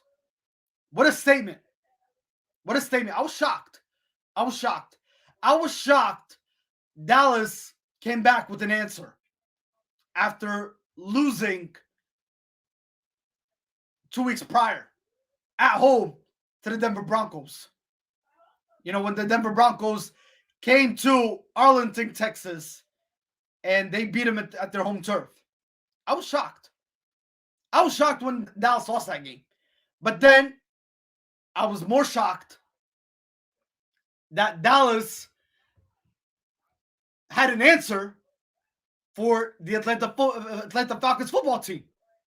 And what really impressed me the most is they did not look back on that loss at the hands of the Denver Broncos.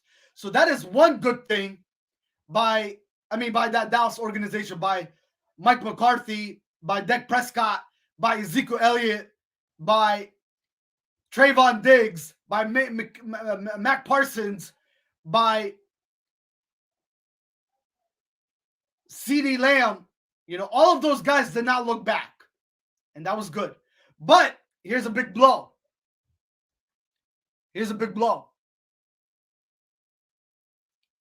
Injuries are hurting the Dallas Cowboys right now. Yes. I mean, we go back, ladies and gentlemen, and we just mentioned that Amari Cooper is out for the Dallas Cowboys. So how much is that really going to hurt Dallas? Even though they still have their playmakers, you know, they still do. So, but how much is that really going to hurt, though? How much is that really going to hurt? With that being said, here's another piece of information I would like to say to everybody regarding the Dallas Cowboys in their performance in Week 10 against the Atlanta Falcons. The Cowboys' 33-point halftime lead that everybody witnessed last week in week 10 against the Falcons was their largest at the half since 1971, folks. All right. That was Jeff Scott. Thank you, buddy. Thank you for tuning in. Thank you for listening. Ladies and gentlemen, again, I want to mention this. The Cowboys, the Dallas Cowboys football team, that 33-point halftime lead against the Falcons, again, that was their largest at the half since 1971, folks. That's what I want to share out, that piece of history right there regarding the Dallas Cowboys. Their 36 points that they scored was the most first half since week 6 of 1980, folks. In the year 1980, again, against the 49ers, they had a total of 38. And the fourth most in opening half of any game in franchise history. That was 38, folks. 38 points in week 6 in 1980, folks. And in the year 1980, in week 6, the most at the half was 38 points, ladies and gentlemen, 38 points at the opening half of any game in franchise history by the Dallas Cowboys. Yeah, that's incredible. That's incredible. That is incredible from the Dallas Cowboys franchise, nonetheless. So it's a lot, and they dominated. They dominated the Atlanta Falcons, folks. You know, and not to mention, it didn't go well. It didn't go well for the Atlanta Falcons on Thursday night when they lost to the New England Patriots. And the New England Patriots just picked up their 7th win of the season, and they're on a 5-game winning streak. So, Falcons just losing to the Dallas again. Falcons, ladies and gentlemen, they're getting outscored. Yeah, they're getting outscored. Not to mention, they only put 3 points up against the Dallas Cowboys, folks. Yeah, it was 43-3. 43-3, folks. That was your final. I hate to pick on the Atlanta Falcons, but that's where the truth is should be told. I mean, this Atlanta Falcons team, it needs a lot of work, folks. It really does. It really does. But they impressed the heck out of me, though. I mean, what they did last week, again, beating Atlanta 43-3, and all of a sudden the Falcons have been getting outscored so much as of late. Nothing is getting better for the Atlanta Falcons. So Dallas, they continue to beat the Dallas Cowboys that they are. Yeah, they continue to be the Dallas Cowboys that they are. Nonetheless. Going into today's game, though, against the Kansas City Chiefs, I like Kansas City, folks. I do like Kansas City. Yes. I think Kansas City, I mean, not to mention, folks, they had a great game last week. Okay, Kansas City against the Las Vegas Raiders. And speaking of Kansas City, folks, I want to talk about this beautiful stat. 41-14 was your final, ladies and gentlemen, not to mention. Patrick Mahomes, folks. What a performance by Patrick Mahomes against the Las Vegas Raiders defense, ladies and gentlemen, last week. Patrick Mahomes put 5 touchdowns and 0 interceptions, 406 yards through the air, and 35 for 50 completion attempts. Awesome stuff. Patrick Mahomes, ladies and gentlemen, he was the real deal last week against Las Vegas Raiders. Yes. He came through when the team really needed him. And all of a sudden, folks, I think the Kansas City Chiefs have figured out exactly how to get over the hump of losing. Yes. So I think they have definitely figured out how to get over that hump of losing and all of a sudden getting back into the ways of winning and getting past that Super Bowl hump that's been impacting them a lot throughout this whole season. So they're getting there. They're getting there. And you know what? I think Kansas City could do it today against Dallas as well. So okay, that's why Kansas City is my pick, folks. Again, Patrick Mahomes had a great, outstanding performance yesterday. Nonetheless, Patrick Mahomes had an outstanding performance last week, and he's going to continue again going into today's game against the Dallas Cowboys. So I do like Kansas City, nonetheless. So Kansas City, they'll pick up their 7th victory. They'll improve to 7-4 on the season. As far as Dallas, well, they'll go to 7-3. They'll go to 7-3 nonetheless. And hopefully this time, I am not wrong about Dallas losing. All right, Dallas will be losing today. So let's see how it happens. All right. Now, let's say Dallas finds a way to win. You know, lately they've been defying all critics. They've been shutting down all critics. They've been silencing all the critics. They've been silencing all the doubters. Not to mention. So, are they capable? Dallas is capable. They have the weapons. They have a great football team. Okay, their unit is scary, folks. Okay, this franchise team, what they built as an organization around them during offseason, and Dak Prescott coming back from a season-ending injury, it's all impressive. It's all impressive, you know. But we need a little bit more. We need a little bit more. So we'll see. We'll see. All right. Let's see. Cardinals and Seahawks. Well, ladies and gentlemen, DeAndre Hopkins is out. We already confirmed that. Kyle Murray, he might not play either. Okay, so I've been getting a lot of word that the Cardinals might be going with Colt McCoy again. All right, so again, no DeAndre Hopkins, no Colt McCoy. No Kyle Murray, no DeAndre Hopkins. Not to mention, I think we mentioned somebody else out from the Arizona Cardinals. Let's see. No, I think I think that's it.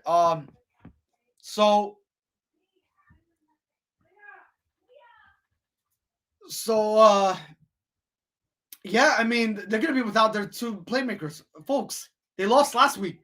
And I knew last week they were going to lose at the hands of the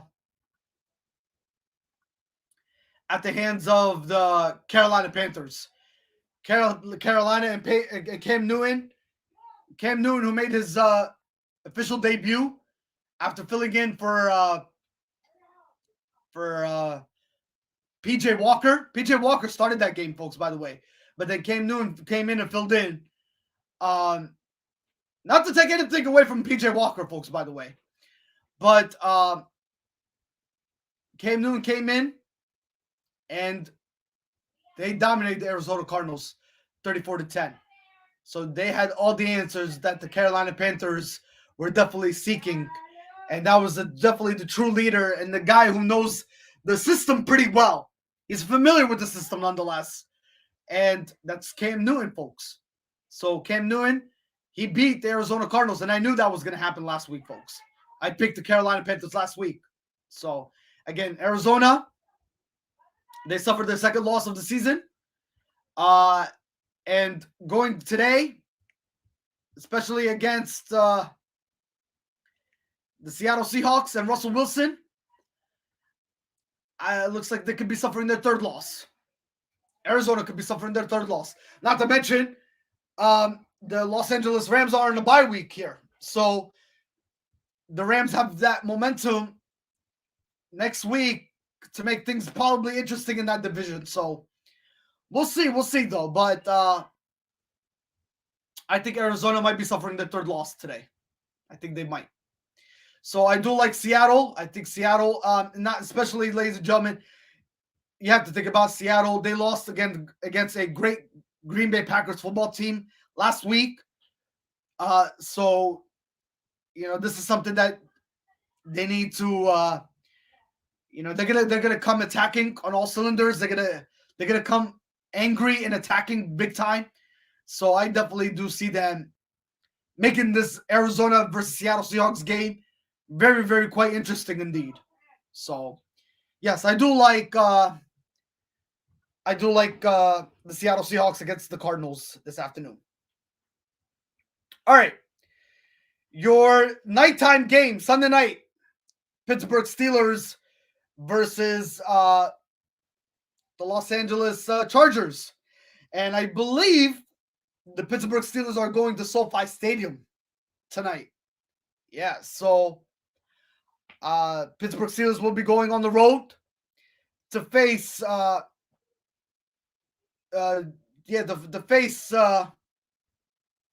LA Chargers. So let's see this. Ben Roethlisberger is coming back. All right. So that's a big plus for the Pittsburgh Steelers. But then a lot of injuries are still plaguing this football team. TJ Watt is expected to be out. So that kind of hurts the defensive picture side of things for the Pittsburgh Steelers. So again, folks,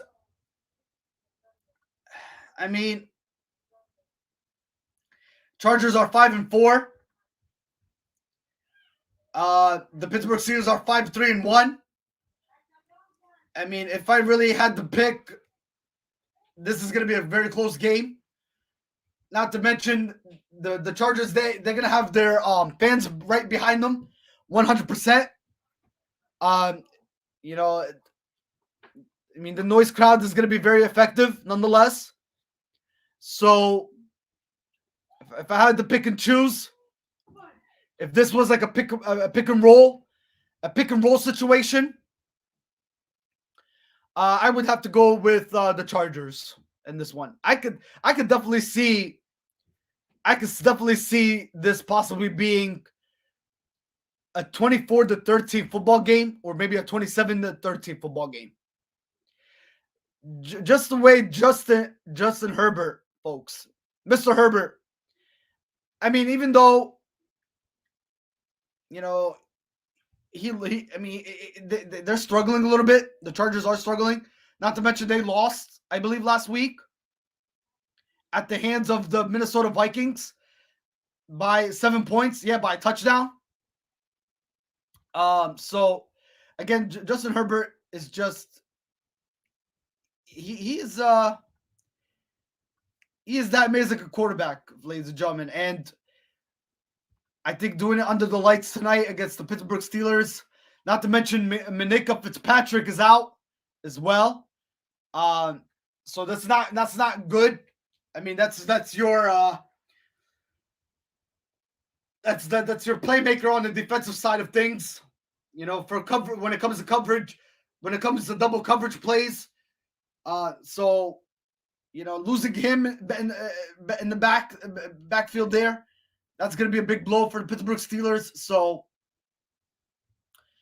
I think Justin Herbert has the opportunity to expose that backfield position, maybe.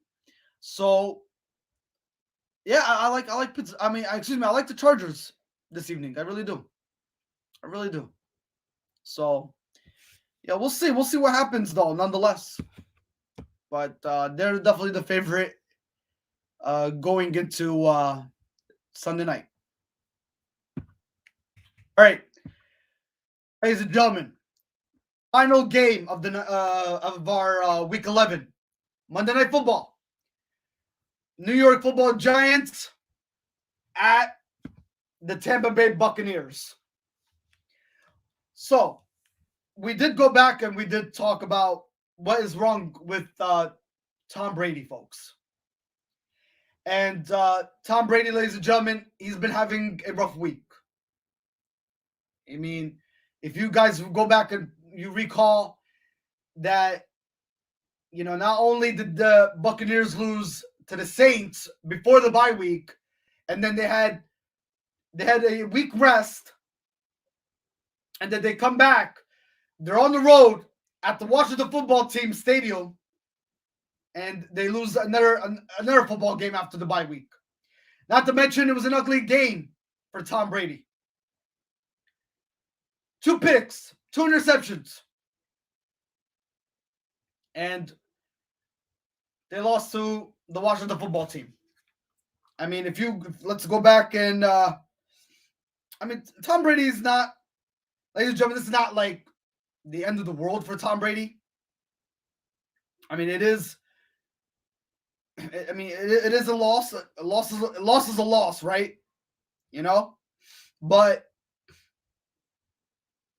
I mean, if you go back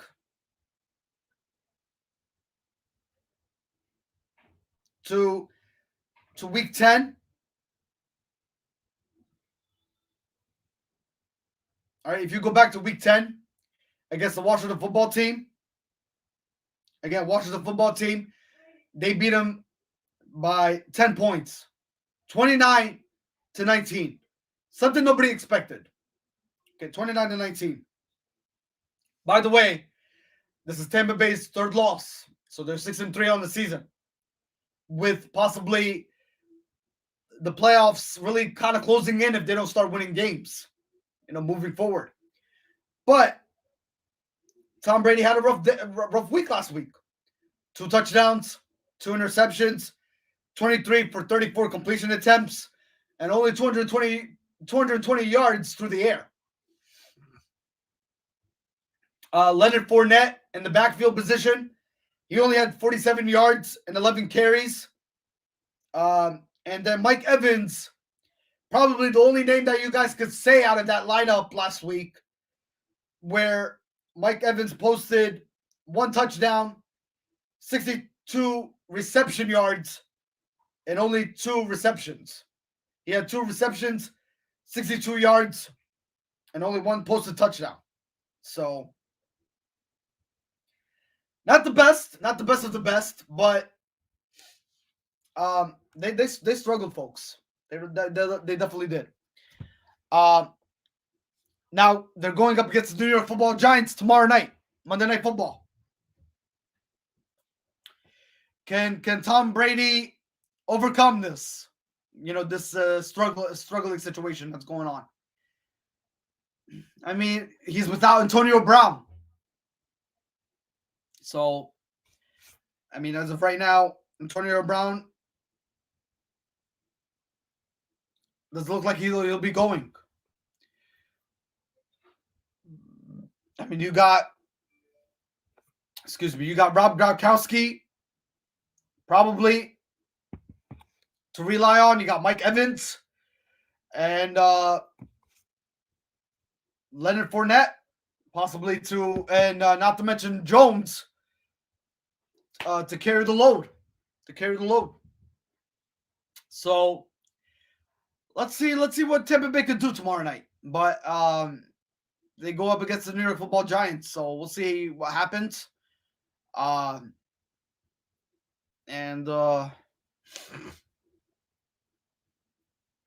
we'll go from there, huh? I mean, look at Tampa Bay. They only lost to 2 NFC East teams. Actually, excuse me, they actually lost to 1 NFC East team, but they beat 2 NFC East teams. They beat the Philadelphia Eagles, and they beat the Dallas Cowboys. Yeah, they beat Dallas and they beat Philadelphia. But they lost to the Washington football team. So this is the last, apparently this is the last NFC East team they play tomorrow night. So technically, Tampa Bay, they're 2-1 against the NFC East teams. So, I mean, will the Giants make it 2-2 for the Tampa Bay Buccaneers under Donald Jones and that New York Football Giants club? So we'll see tomorrow night. but I do like Tampa Bay against the New York Football Giants nonetheless. So hopefully Tom Brady will figure out and get back into the winning formula that the Tampa Bay Buccaneers were. Again, Tom Brady, ladies and gentlemen, if you all recall that, he said in the sports reports and sports sources, according to sources and sports reports, he mentioned that, prior to last year, he played the whole season injured, folks, to carry that football team to a Super Bowl championship title. So, I mean, we'll see what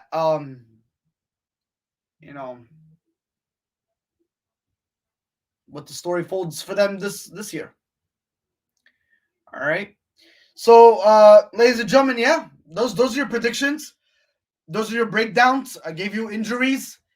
Also, again, I gave you my week 11 5 NFL lock picks.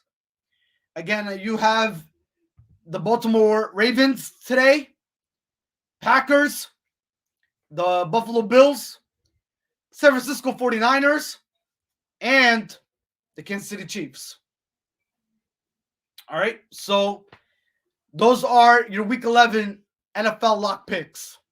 All right, again, Baltimore, Green Bay, Buffalo, 49ers, and Kansas City Chiefs. All right. Now, let's talk about, for the sports gamblers, your week 11 spreads. So doesn't look too pretty. Doesn't look. But we'll go over it anyway.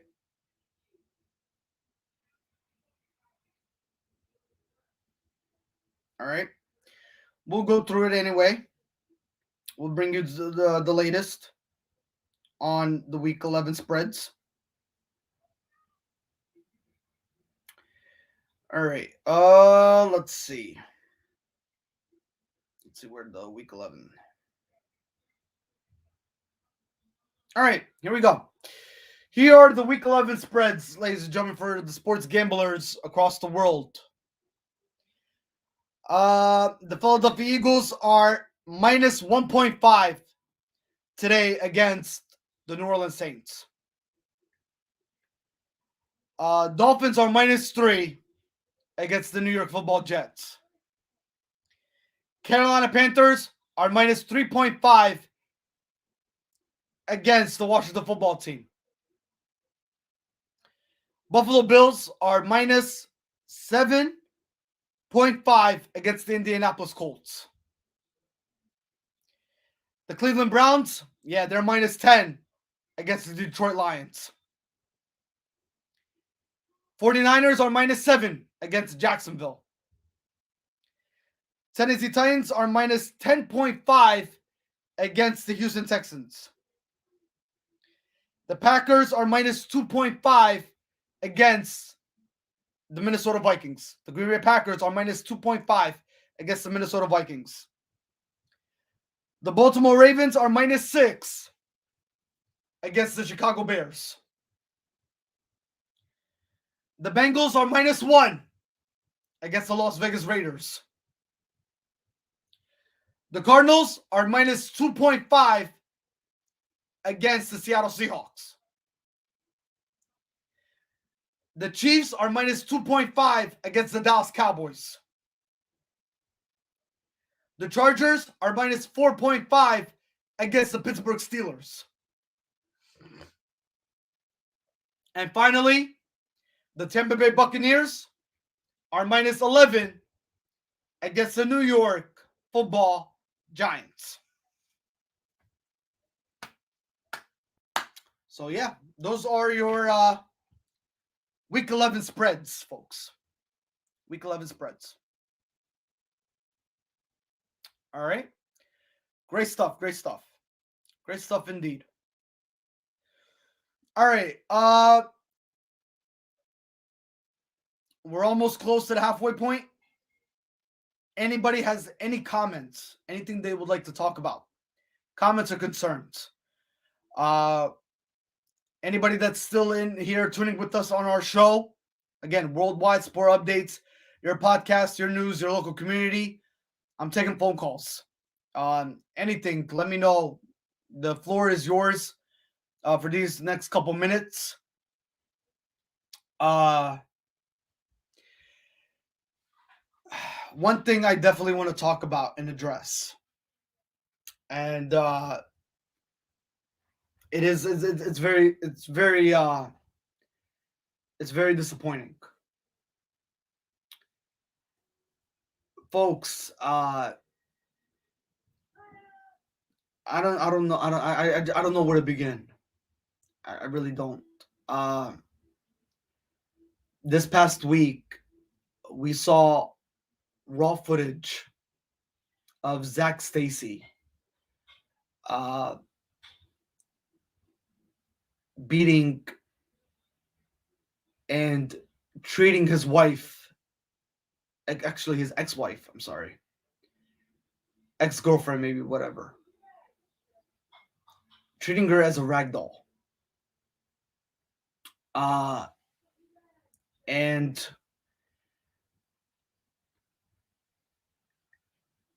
he I mean, I can understand that, you know, the relationships are not always that perfect. You know,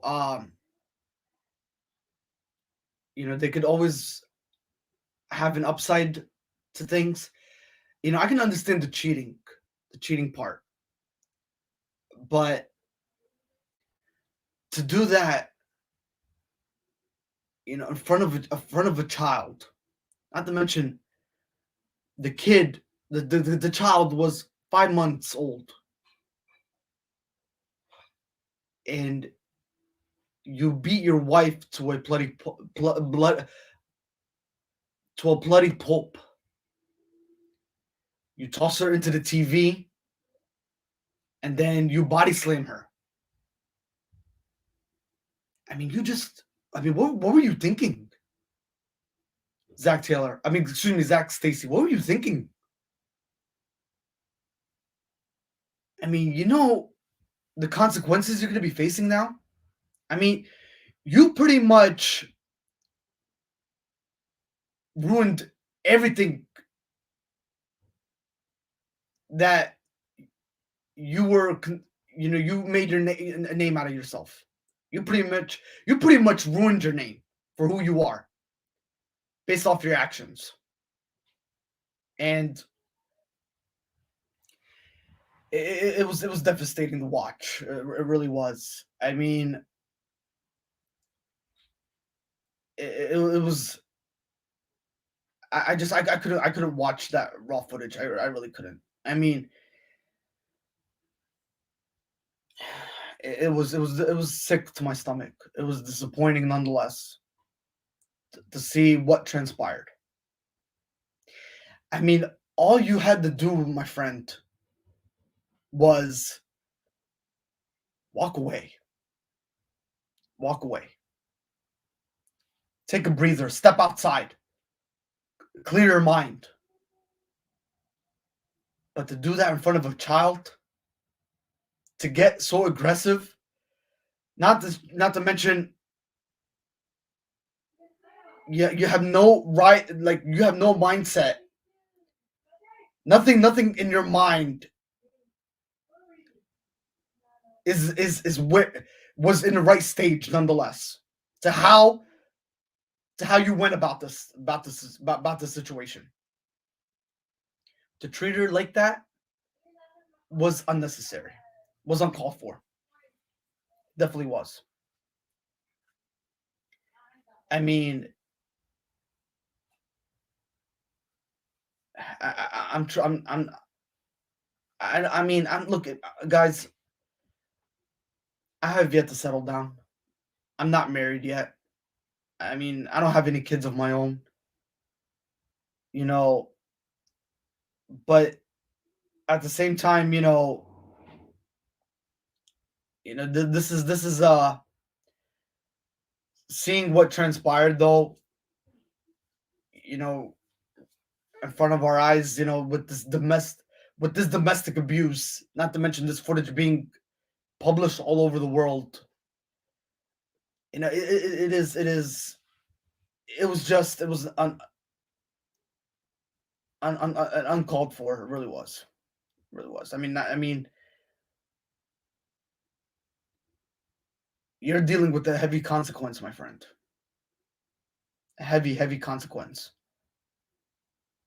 Yeah.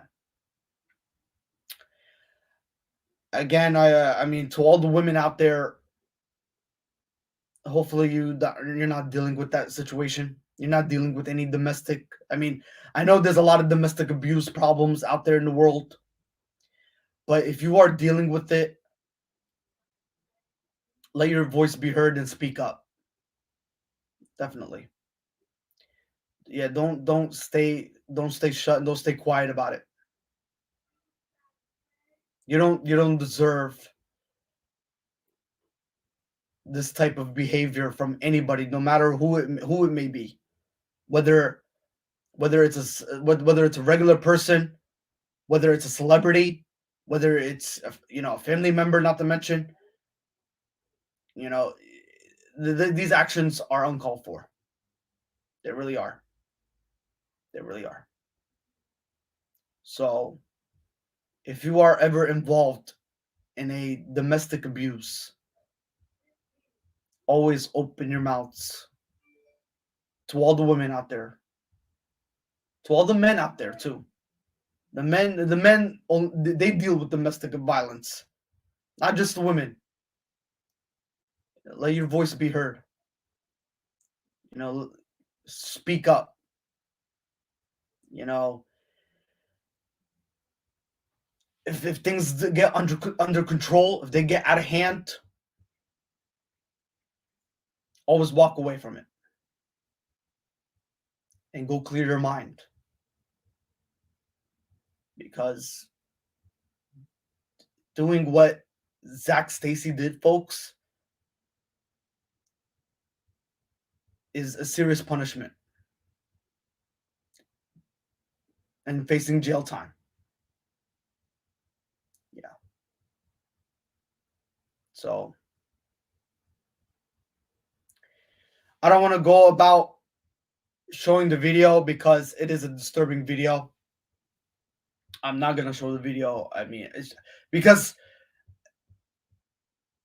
me watching it this past week alone in itself, after being published to the public, it was something I could barely ever watch, folks.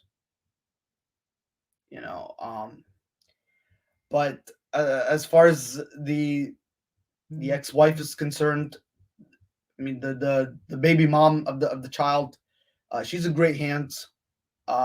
She did post a message on, according to a TMZ source, that she is okay.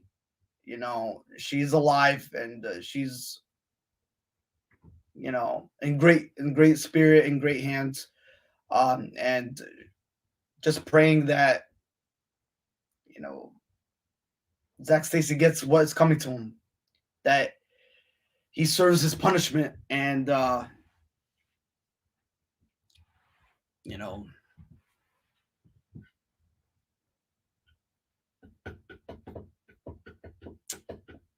yeah, pretty much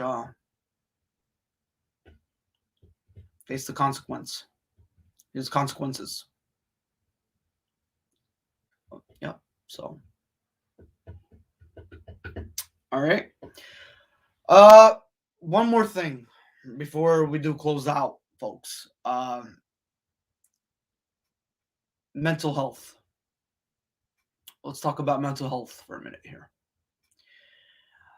A lot of people, folks, all could relate about mental health depression, whether it's depression in itself, anxiety, anything. Always reach out to anybody, to any member, family, relative, friends, cousins, anybody, folks, teachers, staffs, managers, anybody, folks, hospitals. Always, always, always reach out to whatever is bothering you and speak on it. Speak on it nonetheless. Mental health is a serious issue in today's world. And it is not just about in the world itself, but sports is impacting as well. So mental health, ladies and gentlemen, is kind of something I am looking forward to sponsoring in the future years to come. Because mental health, ladies and gentlemen, is a serious matter. You know, a lot of people deal with depression, a lot of people deal with anxiety, and people just don't know how to go about it, folks. So you have to be open. You have to be open-minded. You have to let people know exactly what's bothering you, what's going on. Always speak about it, folks. We're always here to give you our time and to listen to your problems and sit down to whatever it may be and just speak exactly what's bothering you. You know, we'll take the time out of our day to sit down with you folks, and whether it may be 1 hour, 3 hours, 5 hours, 7 hours, or maybe even 12 hours if you need it. Just to have your voice be heard of what's actually bothering you, or what's going on, what's your concerns, what's your state of mind, what's your matter, what are you feeling inside. Always speak upon it, folks. Always talk about it. Don't let anything inside you bother you for so many days, and you don't know how to, and you feel like, not to mention that you are alone and you're doing it all alone, when you have a lot of people surrounding you that love you, that care about you, that you know that they and you know deep down inside that you know that they will be there for you no matter what the circumstances or situation might be. Don't ever feel like you're in that predicament or situation of doing something that you cannot do, and it's hard to do it alone. It really is. If you feel like you are alone and you're trapped and you're lonely and you have nowhere to turn to, well, we're one phone call away. Call us. Or we are maybe 1 block away. Whether the weather might be cold, sunny, rainy, snowy, we're here. We're here, folks. We're here for you, and we'll take the time out of our day to listen to any problems that is happening in the world that we are definitely encountering. Mental health, ladies and gentlemen, is a serious matter. And Worldwide Sport Updates is getting recognized for mental health, the depression and the anxiety. We are recognizing it. We are seeing it. And it's right in front of our eyes. And a lot of people, ladies and gentlemen, this is not just about the world in itself, but a lot of sport athletes, professional athletes, are stepping away from the game just to get their life situated and figure out. So don't ever feel like you guys are alone. Ladies and gentlemen, don't ever feel like that. All right, we are here. Reach out to anybody that you want to talk about, whether it's finance issues, whether it's, you know, something negative in your life that's impacting you, or whether it's something that do you see the possible positivities out of it, but it's just you cannot get out of it and it's still a negative, but there's still ways around it that you can reach out. There's alternative ways of solution, if anybody understands where I'm trying to get at here. So always just reach out, folks. Always do. All right, we are always here for you. All right, whatever it may be, whatever how you're feeling, always speak your mind because you have a voice. You have a voice. It needs to be heard. Always come out to exactly what's bothering you, and we're always here for you no matter what. All right. All right. So take life for it as a beautiful thing each and every day, as life is short. Life is short. Okay? Take it each and every day when you wake up that you're always happy. You're always striving for success. You're always waking up to make a positive change in yourself. To be that positive influence. To be a great role model and a leader. To be a great characteristic and personality person. That's what you guys are all about. That's if people believe in you, don't stop believing in yourself. That's the one ultimate thing. If people believe in you,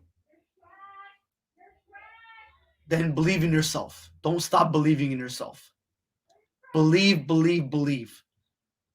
All right? Wake up happy every day. Wake up with a positive influence every day. Wake up with that mentality and state of mind that you are the difference maker and you want to make a change in life. Always be that. Always be that change. You are that change. At the end, you are only who you are and what you represent, where you come from. You are who you are.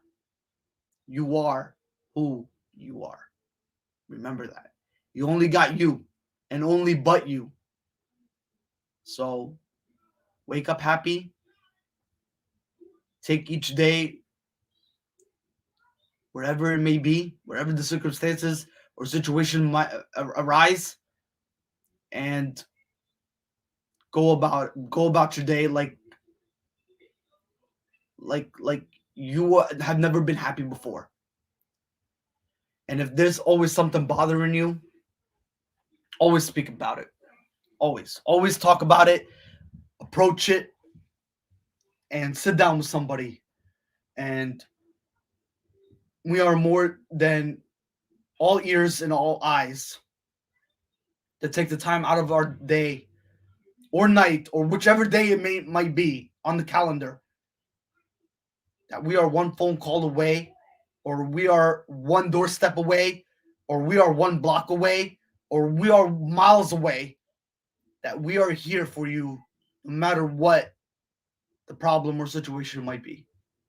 Nonetheless, mental health, ladies and gentlemen, anxiety, depression, the loneliness, the negativity. Again, remember, wake up. You wake up. You're waking up in the morning, being thankful and grateful each and every day that you have for what you did as a person that you are.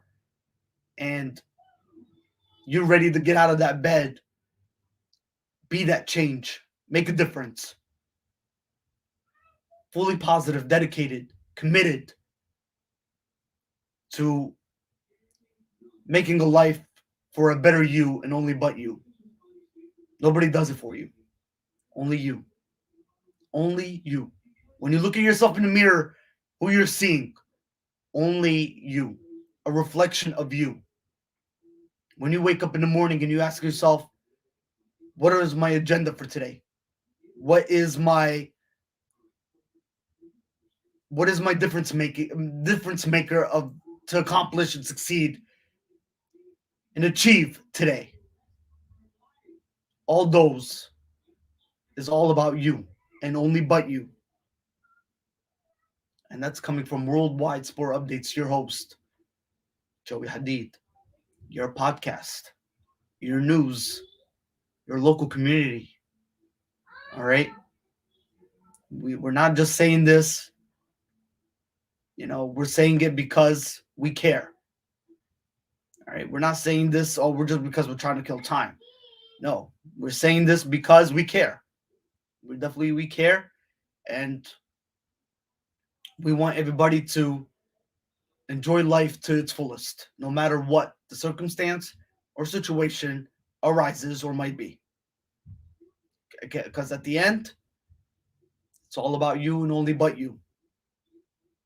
And take it for what it is. Yeah. All right, folks. Thank you for tuning in on your Sunday edition. It's been one of the best shows ever, I have to say. Again, we talked about college basketball, we talked about college football, we talked about NHL, we talked about Major League Baseball, and we talked about the NFL. All in that in 4 hour span today, and it was a great show nonetheless. Thank you all for interacting. Thank you all for talking and getting involved here on your podcast. Again, we are the best podcast in the nation right now, possibly. I mean, if it continues the way it's going, we might be getting there. But again, we are getting, and we're getting noticeable, and our numbers continue to rise. We are improving each and every week of Worldwide Sport Updates being the most popular podcast on your platform, nonetheless, and delivering sports updates each every week. I mean, the holiday schedule actually, ladies and gentlemen, got distributed. Again, Friday is recorded podcast will be published every Friday of the week. Saturday there will be no live streaming, and Sunday will be live and streaming dedicated to you to give you sports updates from 8 a.m. to 12 p.m. each and every Sunday. And then we go back to our normal schedule in the month of January. Fridays, Saturday, 7 p.m. to 11 p.m. And then Sunday, ladies and gentlemen, again, regular time, 8 a.m. to 12 p.m. Awesome jobs, folks. Awesome job. Without you, Worldwide Sports would not be here, or it would not have existed, nonetheless. Again, thank you guys. Enjoy the games. Enjoy the NBA games this afternoon. Enjoy the NHL games this afternoon. Enjoy college basketball this afternoon. Enjoy NFL games, nonetheless, this afternoon. All those games are going to be really good and juicy, nonetheless. Also, Michigan Wolverines versus the Ohio State Buckeyes next Saturday. Tune in for that one. It's going to be a blockbuster game, nonetheless. All right, guys, enjoy the rest of your work week. Enjoy the rest of your Sunday. Have a great one. Stay blessed. Facebook family, Twitter family, TikTok family, YouTube channel family. You guys have a great, safe week. And I'll talk to you guys next Sunday, nonetheless. All right? Be safe out there. Stay blessed. Have a good one. Enjoy the rest of your work week. Enjoy the rest of your great week. Nonetheless, I will see you next Sunday. Worldwide Sport Updates, your podcast, your news, your local community, your host, Joey Hadid, signing off.